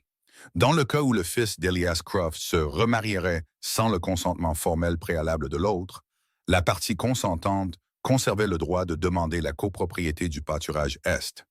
Hank a reconnu que la clause pourrait ne pas survivre à une contestation judiciaire. Il l'a dit librement, avec l'ouverture d'un homme qui semble céder du terrain. Mais le processus d'une contestation, a-t-il ajouté, impliquerait le tribunal du comté et un temps considérable. Et il s'attendait à ce qu'Elias n'ait aucun intérêt particulier pour ce genre de complications prolongées. Il souriait en disant cela. C'était un sourire agréable. Quand il a lu la phrase critique à voix haute, « se marie sans le consentement du sous-signé », il n'a pas regardé son frère. Il a regardé Nora. Elle était dans le couloir. Elle était venue de la cuisine et s'était arrêtée juste avant l'embrasure de la porte quand elle avait entendu une voix inconnue. Elle est restée là, hors de vue, et a écouté. Hank ne savait pas qu'elle était là, ou il le savait, et a regardé vers l'embrasure de la porte quand même, et a lu cette phrase avec ses yeux dirigés précisément vers l'ombre où elle se tenait. Nora n'a pas bougé. Elle n'a pas changé de poids, ni reculé, ni réagi d'une manière qui produirait un son. Hank a regardé Elias et a dit qu'il était sûr qu'un homme sensé pourrait gérer cela sans difficulté, à condition que ses décisions futures soient sensées. Il a plié le document. Il l'a remis dans son manteau. Il s'est levé de table. Il a été agréable en partant. Il a dit au revoir à Clara dans le passage, a utilisé son nom en le disant et a touché le bord de son chapeau. Après que le bruit du cheval de Hank se soit estompé sur la route, Nora est restée seule dans le couloir. Elle a pensé à l'agence de placement et aux 4 femmes qui étaient arrivées. Aucune d'elles n'était là par hasard. Elle comprenait maintenant. Aucune d'elles n'était simplement un nom sur une liste. Elle a pensé à Adelaide fouillant le bureau. Elle a pensé au cavalier à la clôture et à ses bottes de ville. Elle a pensé au rouleau de cartes sur l'étagère qui avait été déplacé. Elle a pensé aux piquettes d'arpentage à côté du poteau de la clôture est, du bois pâle et non marqué, enfoncé dans le sol par quelqu'un qui n'avait pas le droit d'être de ce côté de la limite de propriété. Elle a pensé à Hank lisant cette phrase spécifique en regardant la porte du couloir, et puis elle a pensé aux lettres de Clara. 7 lettres, toujours sous le matelas à l'étage, écrites en 7 mois à une agence de placement de l'Est. Si Hank avait coordonné l'envoi des femmes, et la preuve en était dans chaque partie de ce qu'elle avait vu, alors Hank aurait examiné la correspondance entrante de l'agence. À un moment donné, il aurait trouvé ces lettres. Il les aurait retirées ou redirigées, ou simplement assuré qu'elles n'aient aucun effet pratique sur qui était choisi. Et pourtant, elles se tenaient là. Quelqu'un à cette agence l'avait associée à ces lettres malgré tout. Elle n'était pas censée être ici. Elle était l'erreur de calcul dans l'arrangement de Hank. Et cela signifiait qu'une fillette de 8 ans avait trouvé un moyen de contourner quelque chose que 3 adultes avaient construit spécifiquement pour l'en empêcher, Il l'avait fait sans que personne ne sache qu'elle avait essayé. Quelqu'un à l'agence l'avait associée à ces lettres quand même. Elle n'était pas censée être ici. Elle était l'erreur dans le plan de Hank. Et cela signifiait que Clara avait trouvé un moyen de les contourner tous sans que personne ne le sache. Les jours qui ont suivi la visite de Hank étaient calmes en apparence.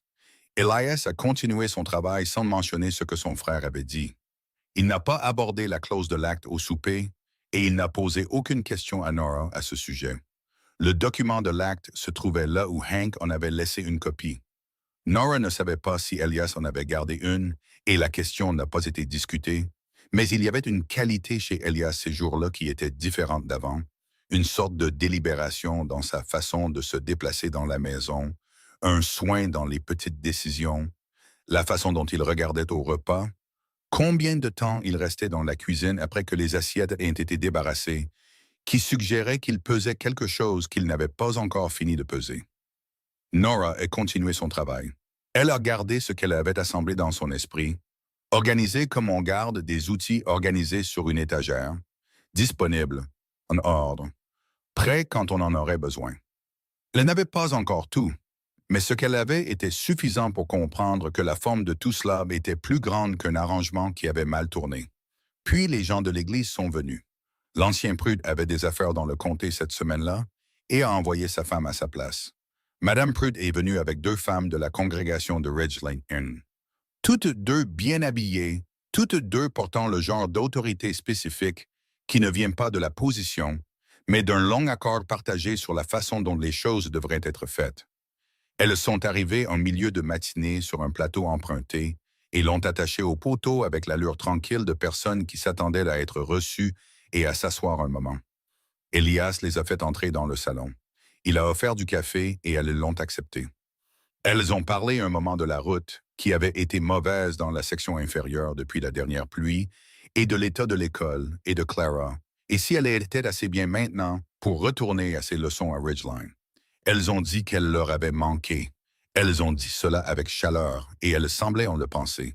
Puis la visite est arrivée à son véritable but. Madame Prue a posé sa tasse sur la petite table d'appoint et a regardé Elias avec l'expression d'une femme qui a décidé que les plaisanteries ont assez duré et qu'il est temps de dire ce qu'elle est venue dire. Elle l'a dit sans élever la voix. Elle n'a pas regardé une seule fois vers la cuisine, même si l'embrasure de la cuisine était à 3 mètres et que Nora y avait été visible tout le temps qu'elles étaient assises là. Un homme dans votre position doit réfléchir attentivement à ce que cela enseigne à l'enfant. Madame Pruitt a dit, « Clara apprendra de quiconque est dans cette maison à quoi une femme est censée ressembler. » Elle a croisé les mains sur ses genoux. Elle a souri, un sourire mesuré, certain, le sourire de quelqu'un qui croit avoir dit une chose vraie et s'attend à ce qu'elle soit reçue comme telle.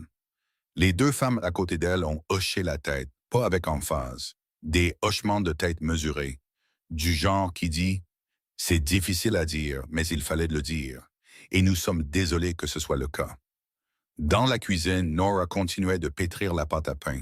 Elle avait entendu chaque mot. L'embrasure était ouverte, et la pièce n'était pas grande, et Madame Prue n'avait pas baissé la voix, peut-être parce que le but de ce qu'elle disait s'étendait à quiconque se trouvait dans la cuisine. Nora n'a pas arrêté de travailler. Elle n'a pas ralenti. Elle n'a pas accéléré comme une personne le fait parfois quand elle est en colère, et essaie de le gérer avec ses mains.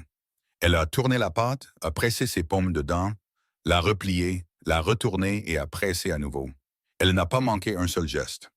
Le pain avait besoin de 18 minutes de travail supplémentaire avant d'être prêt à reposer, et elle avait l'intention de lui donner chacune d'elles avec la même constance qu'elle lui avait donnée avant que quiconque n'ait dit quoi que ce soit. Elias a répondu quelque chose à Madame Prue d'une voix trop basse pour que Nora l'entende clairement. Quoi que ce soit, c'était court. Madame Prue l'a reçu avec un hochement de tête qui suggérait qu'elle avait décidé d'y entendre un accord. La conversation est passée à un terrain plus facile et y est restée jusqu'à ce que les 3 femmes finissent leur café et prennent congé. Elles ont été agréables en partant. Elles ont dit au revoir à Nora directement en passant devant l'embrasure de la cuisine, poliment, chaleureusement, comme si la conversation précédente avait porté sur la météo. Nora a répondu au revoir. Elle n'a pas arrêté de pétrir la pâte. Les visiteuses étaient parties depuis peut-être 15 minutes quand Nora a entendu des sabots dans la cour. Un des ouvriers du ranch est sorti, est revenu et a frappé à l'embrasure de la cuisine. Il se tenait là, son chapeau à la main, et a dit qu'il y avait un homme dehors qui demandait Nora Bassett par son nom. Nora s'est essuyé les mains sur le chiffon à côté de la bassine. Elle est sortie. L'homme qui se tenait au milieu de la cour était mince et usé par la route, comme quelqu'un qui avait voyagé plusieurs jours sans s'arrêter assez longtemps pour se reposer correctement. Il tenait son chapeau dans une main et ses rênes dans l'autre. Et la façon dont il les tenait, le chapeau légèrement en avant, le poids sur un pied, le menton droit, était la posture d'un homme qui s'était présenté à des étrangers assez souvent pour avoir développé une version qu'il pouvait adopter sans réfléchir. Nora a regardé ses bottes avant de regarder son visage. Du cuir de ville, de bonne qualité, le genre qui coûtait quelque chose à faire, mais avec un talon conçu pour le pavé dur et non pour les étriers. Un homme qui montait à cheval quand il le devait et marchait partout ailleurs. Le même genre de bottes qu'elle avait vues sur le cavalier qui s'était arrêté à la clôture pour parler à Adelaide. Pas les mêmes bottes. Elle ne pouvait pas en être certaine, mais la même origine, le même monde, un homme qui se déplaçait dans des endroits comme celui-ci depuis l'extérieur, arrivant et partant sans s'enraciner. Elle a regardé son visage. Il a fallu un moment.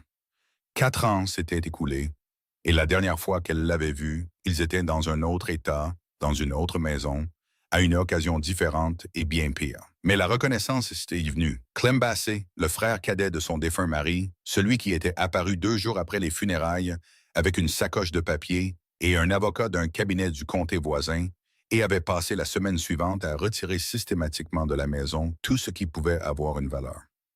Nora, a-t-il dit. Il a dit son nom comme on dit le nom de quelqu'un que l'on cherche, avec la satisfaction particulière d'un homme qui a voyagé vers quelque chose et qui y est maintenant d'arriver. Il a mis la main dans son manteau et a produit un document plié en 3 et estampillé en haut avec un sceau du comté. Il l'a déplié et l'a tenu vers elle. Elle n'a pas tendu la main pour le prendre, alors il l'a tenu ouvert entre eux et a décrit ce qu'il disait. C'était une réclamation légale contre elle pour 50 $ de dettes impayées de la succession de son défunt mari, des dettes qui avaient été légalement évaluées et transférées à son nom au moment du règlement final de la succession. Il avait les documents sous-jacents pour le prouver. Il préférerait régler l'affaire ici tranquillement, sans l'inconvénient des procédures judiciaires du comté. Il la croyait être une femme pratique et il était certain qu'elle verrait le côté pratique d'une résolution tranquille. Il lui a donné 1 semaine. Il a replié le document dans son manteau. Il est monté à cheval et s'est dirigé vers la route de Ridgeline. Il prendrait une chambre au saloon et attendrait sa réponse. En tournant son cheval, il a fait une pause. Il a regardé Nora. Adelaide a dit que tu serais difficile, a-t-il dit. Puis il est reparti sur la route et le son de son cheval s'est estompé à travers les arbres au premier virage. Nora n'a pas bougé pendant 3 bonnes secondes. Elle se tenait dans la cour, la lumière de l'après-midi plate et uniforme autour d'elle, et le son du ranch continuant en arrière-plan, un cheval se déplaçant dans le paddock lointain, le son d'un outil quelque part près de la grange, et elle n'a pas bougé. Il avait dit le nom d'Adelaide comme on dit le nom de quelqu'un que l'on connaît bien et à qui on a parlé récemment. Pas un nom qu'il avait trouvé sur un document, un nom que quelqu'un lui avait donné directement en conversation, avec une description jointe. Adelaide l'avait décrite, lui avait dit à quoi s'attendre, l'avait préparé spécifiquement à une femme qui ne coopérerait pas facilement. Elle est retournée sur le porche. Son visage n'a pas changé. Elle n'a rien dit à personne. Elias était resté sur le porche pendant toute la durée de l'échange. Elle avait été consciente de sa présence là, comme on est conscient d'une présence à côté de soi sans la regarder directement. Une stabilité en périphérie, une immobilité qui lui disait qu'il n'avait pas bougé depuis l'apparition du cavalier. Elle s'était concentrée sur Clem et avait laissé la conscience d'Elias au bord de son attention, là où elle devait être. Après le départ de Clem et le retour au calme dans la cour, Elias est descendu du porche. Il a traversé la cour jusqu'à l'endroit où Nora se tenait et s'est arrêté à côté d'elle. Il faisait face à la route, dans la même direction qu'elle. Il ne l'a pas regardée. Il regardait l'endroit sur la route où Clem avait disparu au tournant. Quand il a parlé, sa voix était très basse.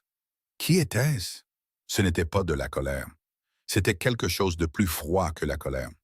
Le calme mesuré, contenu, d'un homme qui a observé quelque chose se produire et qui a décidé quoi en penser et qui n'a pas encore tout décidé, mais qui en a décidé assez. Elle lui a dit simplement, le frère cadet de son défunt mari, un document de dette estampillé et classé, 50 $ réclamés du règlement de la succession, une semaine pour répondre avant que l'affaire n'aille au tribunal du comté. Elle ne lui a pas dit ce que Clem avait dit à propos d'Adelaide. Elle n'était pas prête à aborder cela encore, pas avant d'avoir une meilleure idée de la situation, pas avant de pouvoir le dire entièrement et que cela signifie ce que cela devait signifier. Elias a hoché la tête une fois. Il s'est retourné et est retourné à la maison. Il n'a rien dit de plus. Le souper a été silencieux. Clara a bien mangé et a parlé un peu d'un oiseau qu'elle avait vu sur le sentier supérieur, quelque chose avec une coloration inhabituelle qu'elle n'avait jamais vue auparavant. La vague de froid. Elias a écouté cela et a dit qu'il en avait vu un semblable quelques années auparavant. La conversation a été brève et ordinaire, et elle a fait ce que les conversations ordinaires font à la fin d'une dure journée. Elle a empêché la pièce d'être silencieuse. Nora a débarrassé les assiettes. Elle les a lavées dans la bassine, les a séchées et les a rangées sur l'étagère. Elle a préparé le poêle pour la nuit et a baissé la lampe de la cuisine. Elle est allée dans sa chambre. Elle s'est allongée. La maison était silencieuse. La montagne dehors était silencieuse. Le froid était bien installé maintenant, et les murs craquaient avec lui. Les petites contractions du bois qu'une maison fait quand la température descend en dessous d'un certain point. Elle avait presque atteint le bord du sommeil quand elle a entendu la porte de la grange. Pas le bruit fort de son ouverture pendant la journée, mais la traction prudente et contrôlée de quelqu'un qui ne voulait pas faire de bruit, puis le silence, puis les sons bas et réguliers d'un cheval en train d'être scellé dans le noir, boucle et cuir, et le mouvement doux de l'animal déplaçant son poids alors que la sangle était serrée. Elle est allée à la fenêtre. La cour en bas était sombre, mais elle pouvait voir Elias à la porte de la grange, menant son cheval par la bride. Il travaillait sans lampe, ce qui signifiait qu'il savait ce qu'il faisait et n'en avait pas besoin. Il se déplaçait avec détermination, pas au rythme méthodique d'un homme allant vérifier quelque chose qui pouvait attendre le matin. Il est monté et a tourné le cheval vers la route. Il n'allait pas vers le pâturage. Il n'allait pas vers la clôture supérieure. Il était sur la route de Ridgeline et chevauchait vite, la vitesse particulière d'un homme qui a pris une décision et qui couvre simplement la distance entre lui et l'endroit où la décision se jouera. Elias avait chevauché jusqu'à la route du saloon cette nuit-là, jusqu'au tronçon de piste où les hommes de Ridgeline rencontraient les voyageurs, parce qu'il avait besoin de savoir si Clem Bassett était venu seul ou si quelqu'un en ville l'attendait. Il est revenu avant le lever du soleil. Elle a entendu les sabots dans la cour et la porte de la grange à nouveau, puis ses bottes sur les marches du porche, puis plus rien. La maison est retombée dans le silence. Il n'a rien dit le lendemain matin sur l'endroit où il était allé. Il est venu à table, s'est versé son café et s'est assis. Il n'a pas offert d'explication et elle n'en a pas demandé. Elle n'a pas redormi cette nuit-là. Le matin après le départ de Clem Bassett, Elias n'est pas allé au pâturage nord. Il est resté assis à la table de la cuisine avec une tasse de café qu'il n'a pas bu. La tasse était posée devant lui et la vapeur montait, s'amincissait et disparaissait, et il ne la levait toujours pas. Il fixait le grain du bois. Clara s'était endormie la veille sans faire d'histoire, et la maison était calme, mais quelque chose sur le visage d'Elias disait que le calme ne lui était pas d'un grand réconfort ce matin-là.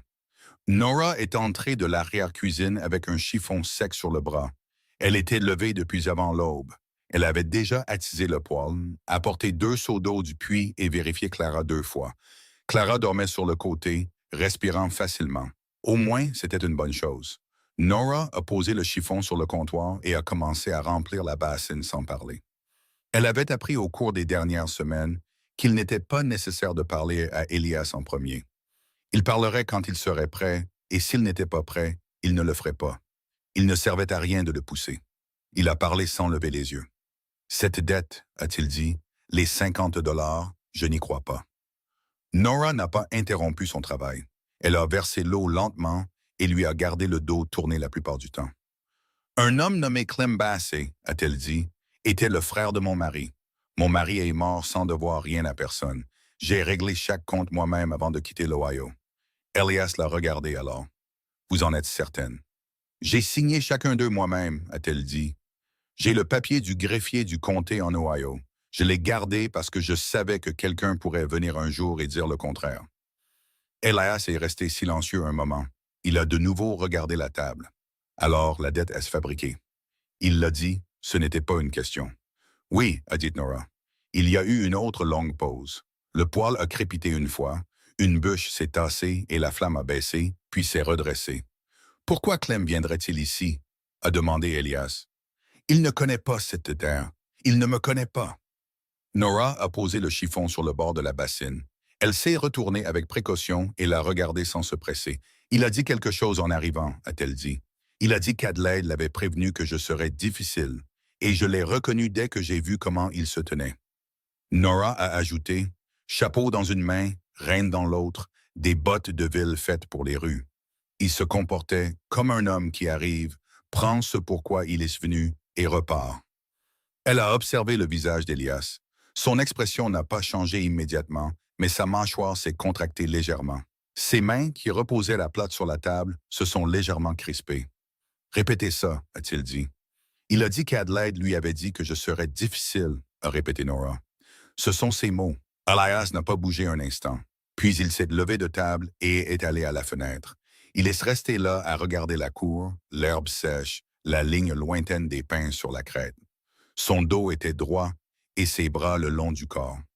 Il est resté assez longtemps pour que le silence dans la pièce commence à devenir lourd, comme une couverture trop serrée. Adelaide est partie il y a 3 semaines, a-t-il dit. Oui, a dit Nora. Elle est partie de son propre chef. Elle l'a fait, mais elle connaissait Clem Bassett avant de venir ici. Il l'a dit, ce n'était pas formulé comme une question. Il réfléchissait à voix haute, lentement. Nora n'a ni confirmé ni nié. Elle l'a laissé réfléchir. Il s'est détourné de la fenêtre. Sa voix était toujours égale, mais il y avait quelque chose en dessous maintenant. Quelque chose de réprimé. Vous me dites qu'elle est venue ici en sachant déjà qui vous étiez. Je ne sais pas quand elle l'a appris, a dit Nora, mais elle en savait assez pour dire à Clem où j'étais. Les yeux d'Elias se sont déplacés une fois vers la porte du bureau, puis sont revenus vers Nora, comme s'il se forçait à ne pas devancer ce qu'il pouvait prouver. Il n'a rien dit pendant une bonne respiration avant de bouger. Elias est allé au bureau, il n'a rien dit d'autre. Il est entré et a refermé la porte à moitié, et Nora pouvait l'entendre ouvrir les tiroirs du bureau l'un après l'autre, le bruit des papiers qui bougeaient. Elle est restée dans la cuisine et a attendu. 3 ou 4 minutes ont passé. Puis la porte du bureau s'est ouverte et Elias est sorti avec un papier plié à la main. Il le lui a tendu. La lettre de l'agence, a-t-il dit. Celle qui listait les 4 femmes. Je l'ai reçue 2 mois avant qu'aucune d'elles n'arrive. Nora l'a déplié.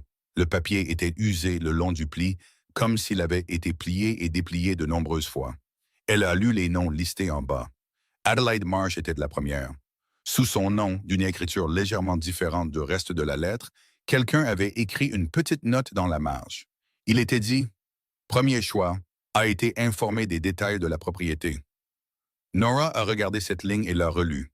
Puis elle a plié le papier et le lui a rendu. « Cette note n'est pas de la même main que la lettre, a-t-elle dit. Elias l'a regardé lui-même. « Non, a-t-il dit, ce n'est pas le cas. »« L'agence n'aurait pas écrit ça, a-t-elle dit. Ce ne serait pas leur langage. » Il a hoché la tête lentement. Quelqu'un l'a ajouté après que la lettre a été écrite. Quelqu'un qui savait déjà quelle propriété vous possédiez, a-t-elle dit. Quelqu'un qui a envoyé Adelaide ici avec cette connaissance déjà en main. Elias a posé le papier sur la table. Il a tiré la chaise et s'est rassis, mais cette fois il n'a pas regardé la tasse de café. Il a regardé Nora directement. « Hank, a-t-il dit. » Nora n'a rien dit. Elle a attendu. « Mon frère Hank s'occupe des dépôts d'actes pour ce comté, a-t-il dit. Il s'en occupe depuis 6 ans. Il connaît chaque clause de cet acte. »« La clause de remariage, a dit Nora doucement. »« Oui, Elias a pincé les lèvres. Si je me remarie sans son consentement, le pâturage se revient en titre partagé. Il me pousse vers une candidate ou une autre depuis 2 ans. Je supposais que c'était parce qu'il voulait voir Clara installée. Il a fait une pause. Ce n'était pas ça. Non, a dit Nora. Il a arrangé la venue d'Adelaide en premier. Il a arrangé la réclamation de dette par l'intermédiaire de Clem pour vous chasser. Il l'a dit d'un ton plat, sans élever la voix, ce qui était pire que s'il avait crié. Elias n'a pas parlé après ça. Il a reculé sa chaise d'une fraction et est resté très immobile, comme s'il se forçait à rester dans son propre corps pendant que la signification de tout cela atterrissait. Nora a tiré la chaise en face de lui et s'est assise. Elle a croisé les mains sur la table. Il y a encore une chose, a-t-elle dit. Il l'a regardé. La deuxième maladie de Clara, a-t-elle dit. Celle de la vague de froid il y a 3 semaines. Le docteur a dit que c'était le temps. Le docteur a dit que ça pouvait être le temps, a corrigé doucement Nora. Il n'était pas certain. Elias a observé son visage.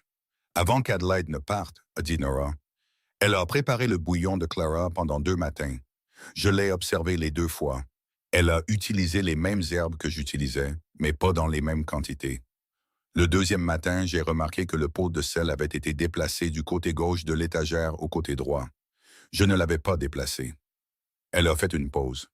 Je n'ai rien dit parce que je n'avais aucune preuve, mais j'ai gardé le pot et après le départ d'Adelaide, le tremblement de Clara s'est arrêté. Sa toux s'est calmée en 4 jours. La cuisine était complètement silencieuse. Elias était assis sans parler. Ce n'était pas un homme qui faisait facilement des grimaces ou laissait ses pensées se voir dans son expression, mais quelque chose avait changé derrière ses yeux. Ce n'était pas de la colère, exactement.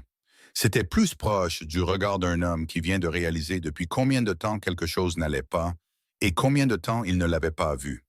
Les tremblements, a-t-il dit finalement. Ils ne venaient pas du froid, a dit Nora. Je crois qu'il venait de quelque chose dans sa nourriture. Il s'est de nouveau levé de table. Il n'est pas allé à la fenêtre cette fois. Il est allé dans la chambre de Clara. Il a ouvert la porte sans frapper parce qu'il savait déjà qu'elle dormait encore. Il est resté dans l'embrasure de la porte un long moment. Nora pouvait le voir de là où elle était assise. Il regardait sa fille allongée sur le côté dans le lit étroit, les cheveux défaits, un bras replié sous sa joue. Il n'est pas entré. Il a seulement tenu le cadre de la porte, les doigts posés sur le bois comme si c'était la seule chose qui le maintenait stable. La respiration de Clara était lente et régulière. Chaque souffle soulevait un peu la couverture, puis la laissait retomber. Sa main sous sa joue était colorée et chaude dans la lumière du matin, petite et confiante. Il est resté là assez longtemps pour que Nora arrête de compter les secondes. Le silence n'était pas vide, il était plein de ce dont il ne l'avait pas protégé. Il est resté là longtemps. Puis, avant de se détourner, il a demandé doucement, sans regarder Nora. « De quoi avez-vous besoin pour demain? » Nora est restée silencieuse un instant. « De rien, a-t-elle dit. J'ai ce dont j'ai besoin. » Il a hoché la tête une fois. Il a fermé doucement la porte et est revenu à la cuisine. Il a pris la lettre de l'agence sur la table et l'a tenue à 2 mains. « Je dois aller au bureau du greffier du comté, a-t-il dit. Je dois regarder l'acte que j'ai déposé moi-même, pas la copie de Hank, celui qui est déposé au comté. »« Ce serait sage, a dit Nora. Il a reposé la lettre sur la table. Il ne l'a pas regardée de nouveau tout de suite. Quand il l'a fait, sa voix était plus basse que d'habitude. « Vous avez observé cette maison plus longtemps que moi, a-t-il dit. Ce n'était pas une accusation. Ce n'était pas non plus un compliment. C'était simplement ce que c'était, un fait auquel il était parvenu et qu'il avait énoncé. « J'ai remarqué ce que j'ai remarqué, a-t-elle dit. Il a pris son chapeau sur le crochet près de la porte. « Je partirai à la première heure demain, a-t-il dit. Il a mis son chapeau et est sorti. Nora est restée à table un moment après son départ. Elle a regardé la lettre de l'agence toujours posée là où il l'avait laissée.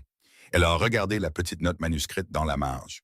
Premier choix, a été informée des détails de la propriété. Elle a plié la lettre en 2 et l'a posée au centre de la table où Elias la verrait à son retour. Dehors, la lumière était devenue grise. Le vent s'était levé le long de la crête. Quelque part dans la maison, le volet lâche du mur était tapé 2 fois contre le cadre, puis s'est tu. Nora est restée assise et a écouté. Elle n'a pas bougé pendant longtemps. Et tandis qu'elle était assise là, elle a aligné les pièces une fois de plus sans que son visage ne change. Les bottes de ville à la clôture, le rouleau de cartes qui n'était pas à sa place sur l'étagère, le pot de sel déplacé comme par une main prudente, la posture de Clem dans la cour, la clause de Hank énoncée comme un piège et le sourire calme de la femme de l'église.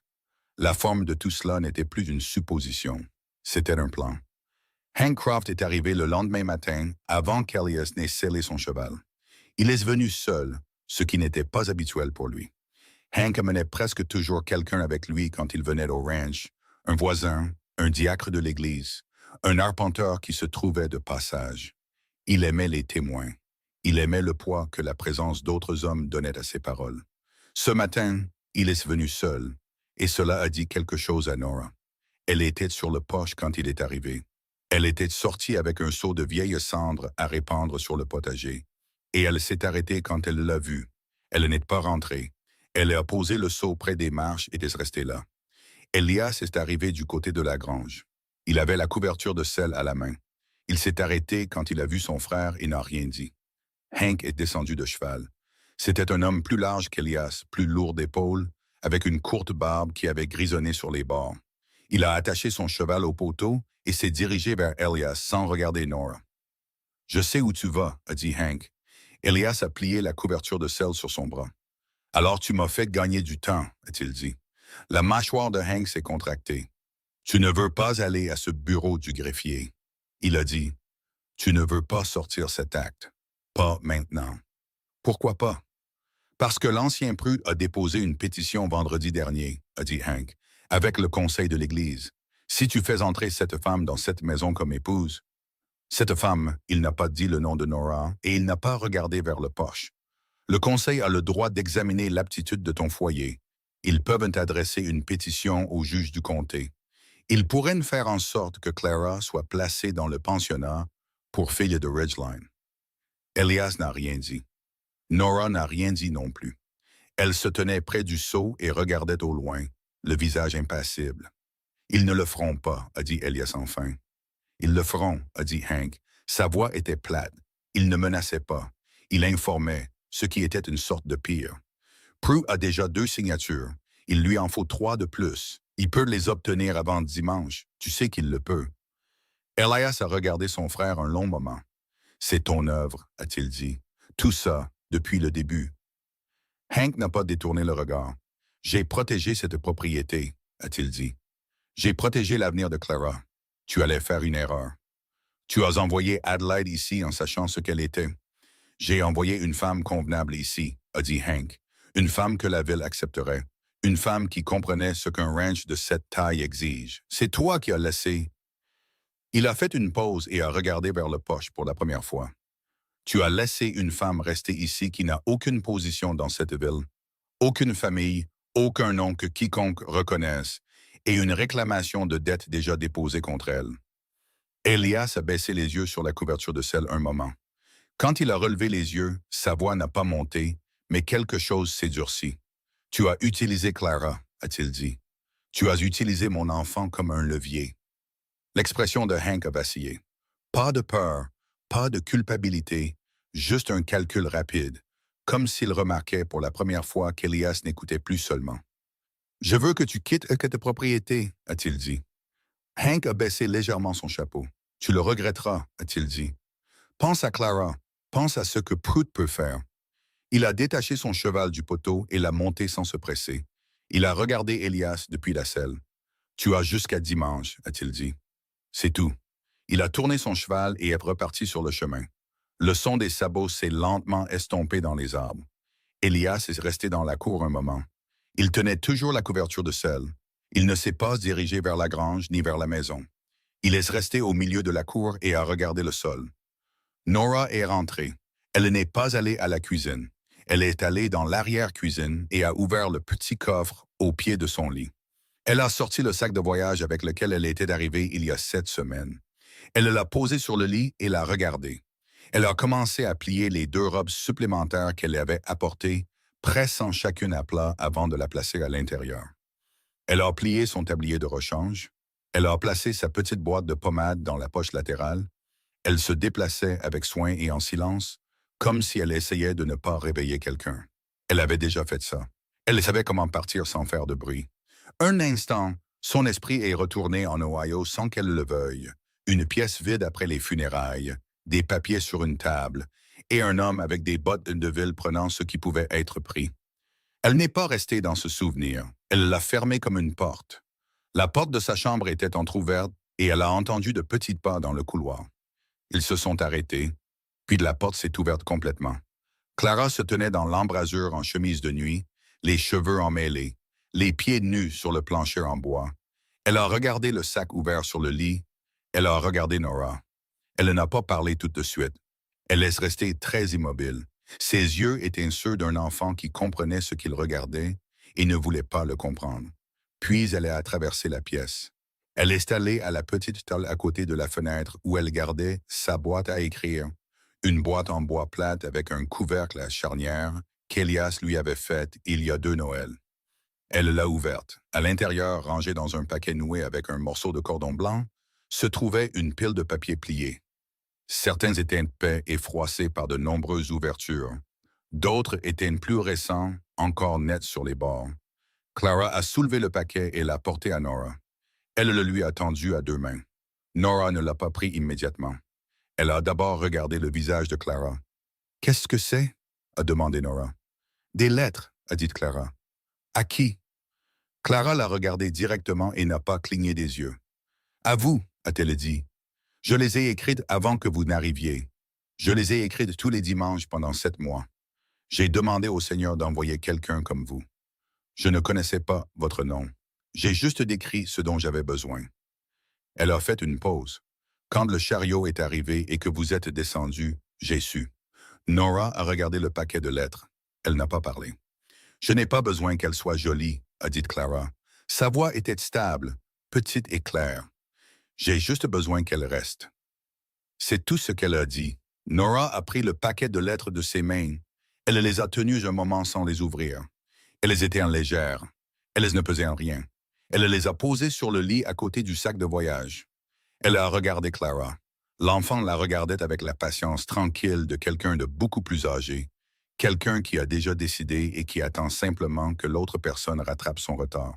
« Va mettre tes bas, » a dit Nora. « Tu vas attraper froid sur ce plancher. » Clara s'est partie. Elle s'est retournée et a quitté la pièce sans discuter, ce qui était une sorte de réponse en soi. Nora est restée à côté du lit. Elle a regardé le sac de voyage à moitié fait. Elle a regardé le paquet de lettres. Elle a de nouveau regardé le sac. Puis elle a sorti les 2 robes du sac et a commencé à les replier dans l'autre sens. Elle les a posées sur l'étagère. Et je leur ai remis le tablier en place. Elle a placé la boîte de pommade sur le rebord de la fenêtre. Elle n'a pas fermé le sac. Elle l'a laissé ouvert sur le lit. Elle a ramassé les lettres. Elle s'est assise sur le bord du lit, a dénoué le cordon blanc et a ouvert la première. L'écriture était celle d'un enfant, inégale et très sérieuse. Les lettres étaient grandes et soignées, comme un enfant écrit quand il essaie très fort d'être exact. « Chère personne qui viendra », commençait la première. « Je suis Clara, j'ai 8 ans. Ma mère est décédée quand j'avais 5 ans. Mon père est un homme bon, mais il travaille avant le lever du soleil. J'ai besoin de quelqu'un qui sera là quand je tousse la nuit. Quelqu'un que ça ne dérange pas, quelqu'un qui restera. » Nora a lu 3 des lettres avant d'entendre les bottes d'Elias sur les marches du porche. Elle l'a entendu entrer dans la cuisine. Elle l'a entendu s'arrêter de bouger. Elle a regardé la lampe sur la petite table à côté d'elle. Elle brûlait encore. Elle ne s'était pas souvenue de l'avoir allumée, mais elle brûlait, basse et stable, la mèche coupée uniformément. Elle a rassemblé les lettres en une pile nette sans se presser, a noué le cordon blanc une fois autour d'elle et les a portées sur la table de la cuisine. Elle les a posées là où la lumière de la lampe pouvait tomber sur la première page, comme si laisser une chose en évidence pouvait la rendre plus difficile à nier. Dans la cuisine, on n'entendait plus Elias bouger. Il s'était arrêté quelque part entre la porte et la table, et il y est resté. Elle n'est pas sortie avec lui. Elle s'est assise sur le bord du lit avec les lettres de Clara sur ses genoux et la lampe brûlant tranquillement à côté d'elle. Et elle a écouté l'immobilité de la maison et elle a attendu.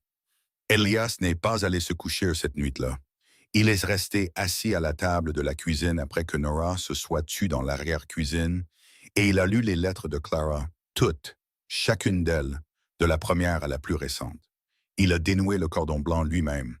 Il avait trouvé le paquet sur la table de la cuisine en rentrant de la cour, posé là où quiconque passant par là le verrait. Il ne savait pas comment il était arrivé là. Il n'a pas demandé. Il a posé sa lampe au centre de la table et il a lu. L'écriture dans les premières lettres était plus maladroite que dans les dernières. Dans les premières, les lettres de l'alphabet penchaient dans différentes directions, certaines en avant, d'autres en arrière, comme un enfant décrit quand le stylo est encore nouveau dans sa main. À la 7e ou 8e lettre, l'écriture s'était stabilisée. Dans les dernières, elle était presque régulière, les lignes restant presque droites, sans papier réglé en dessous. Clara avait écrit tous les dimanches, avait-elle dit, pendant 7 mois. Elias a compté les papiers. Il y en avait 30 et un dimanche, pendant qu'il travaillait au pâturage nord, réparant les clôtures, transportant la nourriture, prenant chaque décision pratique qu'il savait prendre. Sa fille était assise à la petite boîte en bois qu'il lui avait faite et écrivait des lettres à une personne qu'elle ne connaissait pas encore, décrivant ce dont elle avait besoin dans un langage si simple et si exact que le lire donnait l'impression qu'on lui disait quelque chose qu'il aurait déjà dû savoir. Elle n'avait pas demandé la beauté. Elle n'avait pas demandé une jeune femme ou une cuisinière capable ou une femme qui pouvait bien gérer une maison. Elle avait demandé, lettre après lettre, quelqu'un qui ne partirait pas. C'était le mot auquel elle revenait le plus. Rester. Elle l'utilisait comme une personne utilise un mot quand elle y a beaucoup réfléchi et n'en a pas trouvé de meilleur. Dans la 16e lettre, elle avait écrit « Je n'ai pas peur de grand-chose, mais j'ai peur de me réveiller et que la maison soit de nouveau vide. » Elle était très vide après maman. Papa essaie, mais essayer n'est pas la même chose qu'être là. Elias a lu cette ligne 2 fois. Il a posé la lettre à plat sur la table et a regardé la lampe un moment. La flamme était droite et immobile. Il n'y avait pas de courant d'air dans la cuisine. Il a pensé aux 7 dernières semaines. Il a pensé à Nora entrant dans la cuisine chaque matin avant qu'il ne soit levé. Le poêle déjà chaud, l'eau déjà rentrée. Il a pensé à la façon dont elle s'était assise avec Clara pendant la 2e maladie, le linge frais, la respiration régulière. Il a pensé à la façon dont elle avait observé Adelaide sans jamais dire un mot de ce qu'elle soupçonnait, pas avant d'en avoir assez pour dire quelque chose qui valait la peine d'être dit. Il a pensé au pot de sel déplacé du côté gauche de l'étagère au côté droit. Il a pensé à la lettre de l'agence dans le tiroir, la petite note manuscrite dans la marge. Premier choix a été informé des détails de la propriété. Il a pensé à Clem Bassett arrivant avec une dette fabriquée. Il a pensé à Hank se tenant dans la cour ce matin-là. Pas menaçant exactement, juste informant. Tu as jusqu'à dimanche. C'était samedi. Elias a rassemblé les lettres en une pile. Il a noué le cordon blanc autour d'elle de la même manière qu'il l'avait été auparavant. Il les a posées sur la table. Puis il s'est levé. Il est allé au bureau. Il a ouvert le tiroir du bureau et a sorti la lettre de l'agence. Il a sorti le petit carnet de reçus où il gardait des notes sur les achats et les paiements. Il a pris une feuille de papier propre et a écrit 3 choses, une sur chaque ligne de sa propre écriture. Il a séché l'encre, a plié le papier et l'a mis dans son manteau. Il est allé dans la chambre de Clara et a regardé à l'intérieur. Elle dormait. Sa respiration était lente et régulière. Son bras était replié sous sa joue comme toujours. Il l'a regardée longtemps, puis il est allé dans l'arrière-cuisine. Il n'a pas ouvert la porte complètement. Il a frappé 2 fois très doucement et a attendu. Il y a eu une pause, puis la voix de Nora est venue à travers le bois, basse et prudente. « Oui, je vais à Ridgeline à la première rupture, » a-t-il dit à travers la porte. « Je serai de retour avant midi. » Une pause. « D'accord, » a-t-elle dit. « Ne laissez pas Clara vous suivre au puits avant mon retour, » a-t-il dit. « Gardez-la à l'intérieur si vous le pouvez. » Une autre pause. « Je m'en occuperai, » a-t-elle dit. Il est retourné à la cuisine. Il ne s'est pas rassis. Il est resté à la fenêtre et a regardé la cour sombre et a attendu que le ciel commence à changer. Cela a pris beaucoup de temps. La nuit était très noire et très calme. Un chien quelque part de l'autre côté de la crête a aboyé 2 fois, puis s'est tu. Les arbres le long de la clôture n'étaient que des formes dans l'obscurité, plus sombres que le ciel derrière eux. Quand la première fine ligne de gris est apparue au bord des collines de l'Est, Elias a mis son manteau et son chapeau. Il a pris la lettre de l'agence sur la table. Il est sorti à la grange, essayé le cheval sans allumer de lanterne, travaillant au toucher et à la lumière grise qui commençait à filtrer par la porte ouverte de la grange. Il a sorti le cheval, aide monté et il partit sans regarder la maison. La ville de Ridgeline était à 20 km du ranch. La route était sèche et le cheval avançait bien. Elias chevauchait à un rythme régulier, ni pressé, ni lent. Le ciel s'éclaircissait par degrés. Au moment où il a atteint l'autre côté de la vallée, Le soleil était au-dessus des collines, mais encore bas et orange, projetant de longues ombres sur la route. Il a attaché son cheval devant le bâtiment du comté, une structure en bois de 2 étages à l'extrémité, est de la rue principale, et est entré. Le bureau du greffier était au rez-de-chaussée, première porte à gauche, un homme nommé Gerald Housekeep. Il était déjà à son bureau quand Elias est entré, ce qui était quelque chose car il n'était pas encore 7 heures du matin. Gerald était un homme mince avec des lunettes et l'habitude de tenir son stylo au-dessus du papier pendant longtemps avant d'écrire quoi que ce soit, comme s'il attendait d'être certain que les mots ne changeraient pas. Elias a enlevé son chapeau et l'a posé sur le coin du bureau de Gerald. « Bonjour », a-t-il dit. Gerald a levé les yeux. « Elias Croft », a-t-il dit sans surprise. « Vous êtes matinal. »« J'ai besoin de 3 choses », a dit Elias.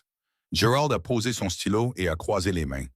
C'était le genre d'homme qui recevait des demandes inhabituelles sans commentaire, ce qui était une qualité utile chez un greffier de comté. « Allez-y », a-t-il dit. Elias a mis la main dans son manteau et a sorti le papier plié qu'il avait écrit la veille. Il l'a déplié et l'a posé sur le bureau face à Gerald. « Premièrement, a-t-il dit, je dois déposer un acte de mariage. Moi-même et une femme nommée Nora Bassett, veuve de William Bassett, anciennement du comté d'Erie, Ohio. Elle réside sur ma propriété depuis 7 semaines. Je dépose l'intention aujourd'hui et demande la date la plus proche disponible pour que l'acte formel soit enregistré. » Gerald a regardé le papier. Il a pris son stylo. Il a écrit quelque chose en haut d'un formulaire vierge sans tenir le stylo au-dessus d'abord. « Deuxièmement, a dit Elias, il a sorti la lettre de l'agence et l'a posée à côté du formulaire. Je dois déposer une plainte pour fraude. Un homme nommé Clem Bassett est arrivé sur ma propriété il y a 3 jours avec une réclamation de dette de 50 $ contre Nora Bassett. Elle a des documents du greffier du comté d'Erie prouvant que tous les comptes de son défunt mari ont été réglés avant son départ de l'Ohio. La réclamation est fabriquée. Je veux que ce soit enregistré. » Gerald n'a pas levé les yeux de son écriture. Il a tiré la lettre de l'agence vers lui et l'a regardée attentivement, puis l'a posée à plat sur son bureau et a continué à écrire. « Troisièmement, a dit Elias, il a tapoté le coin de la lettre de l'agence avec un doigt. Je veux voir l'acte de propriété original du ranch de Croft Mountain, pas la copie que mon frère détient, celle qui est dans ce bureau. Je veux voir chaque annotation et chaque amendement qui a été enregistré depuis le dépôt original de mon père. » Gerald a levé les yeux alors. Son stylo était immobile. Il a regardé Elias par-dessus ses lunettes un moment sans parler. « Les 3, a-t-il dit. « Les 3, a dit Elias. Gerald a hoché la tête. Il s'est levé de son bureau et est allé au mur du fond où se trouvait le grand classeur, du sol au plafond, avec de petites poignées en laiton sur chaque tiroir. Il a trouvé le tiroir des actes et l'a ouvert. Il a feuilleté les dossiers jusqu'à ce qu'il trouve le bon. Il l'a ramené au bureau et l'a ouvert devant Elias. Elias a regardé l'acte. Il a regardé chaque page. Les premières pages étaient volontairement arides. Des limites de propriété, des mesures, des noms écrits à l'encre destinés à survivre aux hommes qui les avaient écrits.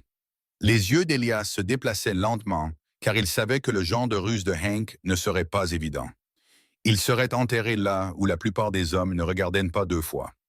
Sur la 2e page, il a vu les droits d'eau listés de la même manière que son père les avait décrits des années auparavant, et sa mâchoire s'est détendue un moment, comme s'il s'était attendu à ce que même cela soit pris. Sur la 3e page, il a vu les anciennes signatures, les témoins et le sceau. Cela aurait dû se terminer là. Il a ressenti un bref soulagement aigu, puis il a tourné la page. Il a trouvé ce qu'il cherchait sur la 4e page. Près du bas, une clause sur le titre partagé en cas de remariage, enregistrée non pas avec le dépôt de son père, mais dans un amendement daté de 4 ans plus tard. L'écriture était celle de Hank. La gorge d'Elias s'est serrée comme si le papier avait un poids. Il a suivi la ligne une fois avec ses yeux sans bouger son doigt, la lisant comme un homme lit une menace quand elle est enfin écrite. Elias l'a regardé longtemps, puis il a levé les yeux vers Gerald. « Cet amendement a-t-il été déposé par mon père? » Gerald a regardé la date. « Votre père est décédé il y a 6 ans, a-t-il dit avec précaution. Cet amendement a été déposé il y a 4 ans. » Il a regardé la ligne de signature par Henry Croft. Elias a de nouveau regardé la page. « Est-ce contraignant? » a-t-il dit. Gerald a pris le dossier et est retourné à la 1re page. Il a lu lentement, déplaçant son doigt le long des lignes. Il est passé à la page de l'amendement. Il l'a lu aussi. Un amendement à un acte de propriété déposé après le décès du propriétaire d'origine nécessite la signature de l'héritier principal, a-t-il dit, ce qui serait vous. Il a levé les yeux. Avez-vous signé cela? Elias a regardé la ligne de signature sur l'amendement. La signature était de son nom, mais l'écriture n'était pas la sienne. Non, a-t-il dit, je ne l'ai pas fait. Gerald a posé le dossier très soigneusement. Alors cet amendement, a-t-il dit d'une voix plate et mesurée, n'est pas valide. La pièce est restée silencieuse un moment. L'horloge au mur a fait tic-tac. Dehors, la rue commençait à s'animer des bruits du matin. Un cheval de charrette, une porte qui s'ouvre, quelqu'un qui appelle de l'autre côté. Elias a pris son chapeau du coin du bureau. Il l'a mis. Ajoutez une note au dossier de l'acte, a-t-il dit, que l'amendement est en cours d'examen et que l'héritier principal a contesté la signature. Je le noterai aujourd'hui, a dit Gerald. Elias s'est tourné vers la porte. Il avait une main sur le cadre quand la porte du couloir s'est ouverte et que Hank Croft est entré. Il n'était pas seul cette fois. Il avait un homme avec lui que Elias ne reconnaissait pas. Un grand homme en manteau gris qui se tenait près de la porte et ne disait rien. La façon dont les hommes le font quand ils ont été amenés pour le poids plutôt que pour les mots. Hank a regardé le bureau. Il a regardé le dossier de l'acte ouvert. Son visage n'a pas changé de manière dramatique, mais quelque chose s'est contracté, comme le bois se contracte à la chaleur. « Qu'est-ce que tu fais? » a dit Hank. Ce n'était pas une question. « Je dépose 3 choses, » a dit Elias. Il a fait un pas pour le dépasser. Hank a posé sa main sur le bras d'Elias. « Je t'ai dit d'attendre jusqu'à dimanche, » a-t-il dit. « Prut aura ses signatures d'ici ce soir. Si tu fais ça aujourd'hui, tu le forces à agir. Il prendra Clara. » Elias a regardé la main de son frère sur son bras. Il l'a regardé un long moment. Puis il a regardé le visage de Hank. « Non, a-t-il dit, il ne le fera pas. Tu ne le sais pas. »« L'amendement n'est pas valide, » a dit Elias. « Gerald le confirmera si tu le lui demandes. Le pâturage ne va pas en titre partagé. Prue n'a aucun levier légal. Il n'a qu'une opinion, et une opinion ne tient pas devant un tribunal de comté. » Hank le fixa. Un muscle a tressailli une fois à la mâchoire de Hank, rapide et involontaire. Ses yeux se sont rétrécis comme il le faisait quand il réalisait qu'une porte avait été fermée et qu'il ne pouvait pas l'ouvrir par la force. « Tu es venu ici pour épouser cette femme, » a dit Hank. Sa voix était basse et tendue. « Je suis venu ici pour déposer ce qui devait être déposé, » a dit Elias. Il a dépassé la main de son frère. Il s'est dirigé vers la porte et s'est arrêté. Il s'est retourné une fois. « Je l'ai choisi, » a-t-il dit. Clara l'a choisi 7 mois avant son arrivée. J'ai juste mis plus de temps à le voir. Il a regardé son frère un instant de plus. Hank n'a rien dit. Elias est sorti dans la matinée. Le soleil était au-dessus des bâtiments maintenant. La rue était lumineuse et l'air était froid et pur. Il a détaché son cheval et monté et s'est retourné vers la route qui menait chez lui. Et il a chevauché au même rythme régulier qu'à l'aller, ni pressé, ni lent. Il avait encore une chose à dire, et il la dirait en rentrant, tranquillement à la table de la cuisine, sans autre public que Nora. Et en chevauchant, il savait que la suite ne serait pas réglée par un point ou un sermon. Elle serait réglée par l'encre et par le fait que le comté soutiendrait ou non ce qu'il savait être vrai. Elias est revenu de Ridgeline avant midi le jour de son départ. Il n'est pas allé à la grange en premier. Il est entré directement dans la cuisine et a posé son chapeau sur la table comme s'il déposait quelque chose qu'il avait porté trop longtemps. Nora était à la bassine. Elle s'est séché les mains une fois et a attendu. « L'amendement n'est pas valide, » a dit Elias. « Gerald l'a lu lui-même. Hank l'a déposé sans ma signature. » Nora l'a regardé. « Et la dette? » a-t-elle demandé. « J'ai déposé la plainte, » a-t-il dit. « Si Clem reste en ville, il devra en répondre. » Il a tiré la chaise en face de lui et a fait un signe de tête vers elle. « Asseyez-vous, » a-t-il dit. « Je pensais ce que j'ai dit avant de partir. Vous ne serez pas chassé de cette maison. » L'acte formel a été enregistré un jeudi, 11 jours après qu'Elias ait déposé l'intention. Cela s'est fait au bâtiment du comté avec Gerald House comme témoin et personne d'autre de présent. Il n'y a pas eu de cérémonie, il n'y a pas eu de foule. Nora portait la meilleure de ses 2 robes, la sombre avec les petits boutons aux poignets. Elias portait son bon manteau. Clara portait ses bottes du dimanche, qu'elle avait cirées elle-même la veille avec un chiffon et la boîte de cirage de l'étagère près de la porte. Elle les avait si bien cirées qu'elle avait du noir sur le côté de sa main gauche, qui était encore là le lendemain matin, une légère tache grise à la base de son pouce. Le trajet de retour de Ridgeline a été silencieux. Clara était assise entre eux sur le banc du chariot, les mains croisées sur ses genoux. La route était sèche et le ciel était large et pâle, le genre de ciel qui ne donne aucune météo et ne demande rien. Quand ils sont arrivés sur le dernier tronçon de route menant au ranch, Nora a regardé le poteau de la barrière. Elias y avait cloué un petit morceau de pin neuf la veille. Il ne lui avait pas dit qu'il était là. Elle l'a vu quand ils se sont approchés assez pour le lire. E. Croft et N. Croft, Ranch de Croft Mountain. Les lettres étaient gravées simplement et régulièrement, sans ornementation. Nora l'a regardé pendant que le chariot passait. Elle n'a rien dit. Elle a gardé les mains croisées sur ses genoux de la même manière que Clara, et elle a regardé le panneau jusqu'à ce qu'il l'ait dépassé. Dans les semaines qui ont suivi, le ranch s'est installé, comme une maison le fait après un long hiver, lentement, pièce par pièce, sans fanfare. La plainte pour fraude contre Clem Bassett a été enregistrée et transmise aux autorités du comté d'Erie. Gerald House a envoyé un mot par la poste. Nora a reçu la lettre, l'a lue et l'a mise dans le coffre au pied de son lit, à côté du reçu du greffier de l'Ohio qu'elle avait gardé pendant 2 ans. Hank Croft n'est plus revenu au ranch. Il n'a envoyé aucune lettre. Il n'y a eu aucun message par l'intermédiaire de l'Église ou de quiconque en ville. Il n'est simplement pas venu, et après un certain temps, son absence est devenue ordinaire, comme la plupart des silences le deviennent quand ils durent assez longtemps. La pétition de l'ancien prude n'a abouti à rien. Sans l'amendement de l'acte, il n'avait aucune base légale. Il avait des opinions, et il les exprimait le dimanche matin d'une voix qui portait bien. Mais le juge du comté n'était pas un homme ému par les opinions du dimanche matin, et rien n'en est sorti. Les 2 signatures que Prude avait recueillies n'étaient pas suffisantes, et il n'a pas obtenu la 3e.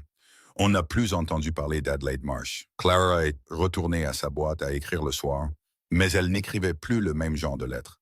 Elle écrivait d'autres choses maintenant, des observations principalement, des choses qu'elle avait vues pendant la journée, la forme d'un nuage au-dessus de la crête nord, la façon dont l'oreille de la chèvre tressaillait quand elle entendait un son venant de la direction de la route, la couleur exacte du ciel au moment où le soleil se couchait complètement, que Clara a décrite dans une entrée comme n'étant ni tout à fait orange ni tout à fait grise, mais la couleur entre les deux qui n'a pas de nom propre. Elle en lisait certaines à voix haute à Nora le soir, assise à la table de la cuisine après le souper, pendant qu'Elias nettoyait la grille du poêle et que la lampe brûlait bas. Nora écoutait sans interrompre. Quand Clara finissait, Nora disait parfois quelque chose et parfois non. Clara semblait comprendre les 2 réponses aussi bien l'une que l'autre. Un après-midi de fin novembre, Madame Teal, du bord de la ville, est passée par la route du ranch en allant voir un voisin plus haut dans la montagne. Elle s'est arrêtée à la barrière. Elle a regardé le nouveau panneau sur le poteau un long moment. Puis elle a regardé vers la maison. Nora était sur le porche. Elle était sortie pour rentrer les herbes sèches suspendues à l'avant-toit, celles qu'elle avait mises en octobre. Elle avait les bras chargés de tiges en bottes, sèches comme du papier et parfumées, et elle regardait Madame Teal comme elle regardait la plupart des choses, sans alarme, sans jouer un rôle. Madame Teal l'a regardé un moment, puis elle a hoché la tête une fois, un seul petit hochement de tête, le genre qui ne s'engage à rien, mais qui ne retient pas tout non plus. Nora a hoché la tête en retour. Madame Teal a fait claquer sa langue à son cheval et a continué sur la route. Ce soir-là, après le souper, après que Clara soit allée se coucher, Nora s'est assise seule sur le porche un moment. La nuit était froide et très claire. Les étoiles au-dessus de la montagne étaient vives et nombreuses. La lampe à l'intérieur de la cuisine projetait un rectangle de lumière chaude à travers la fenêtre et le posait sur les planches du porche près de ses pieds. Elle pouvait entendre Elias bouger à l'intérieur, le bruit d'une chaise qu'on tire, le bruit de papier sur le bureau, des bruits ordinaires, les bruits d'une maison faisant ce qu'une maison fait à la fin d'une journée. Elle était assise, les mains posées sur les bras du fauteuil. Elle n'attendait rien. Elle ne guettait rien. Elle était simplement là, sur le porche de la maison qui portait son nom sur le poteau de sa barrière, écoutant le calme qui montait de la vallée le soir et s'installait sur la montagne comme quelque chose qui y appartenait. Elle n'était plus invisible depuis longtemps. Elle n'y pensait pas souvent, mais les nuits comme celle-ci, quand l'air était froid et les étoiles claires et la maison chaude dans son dos, elle en était consciente comme on est conscient d'une porte qui était autrefois fermée et qui est maintenant ouverte. Ce n'était pas un triomphe, ce n'était pas un soulagement, exactement. C'était quelque chose de plus silencieux que ces deux choses. C'était simplement ce que c'était, et ce que c'était était à elle.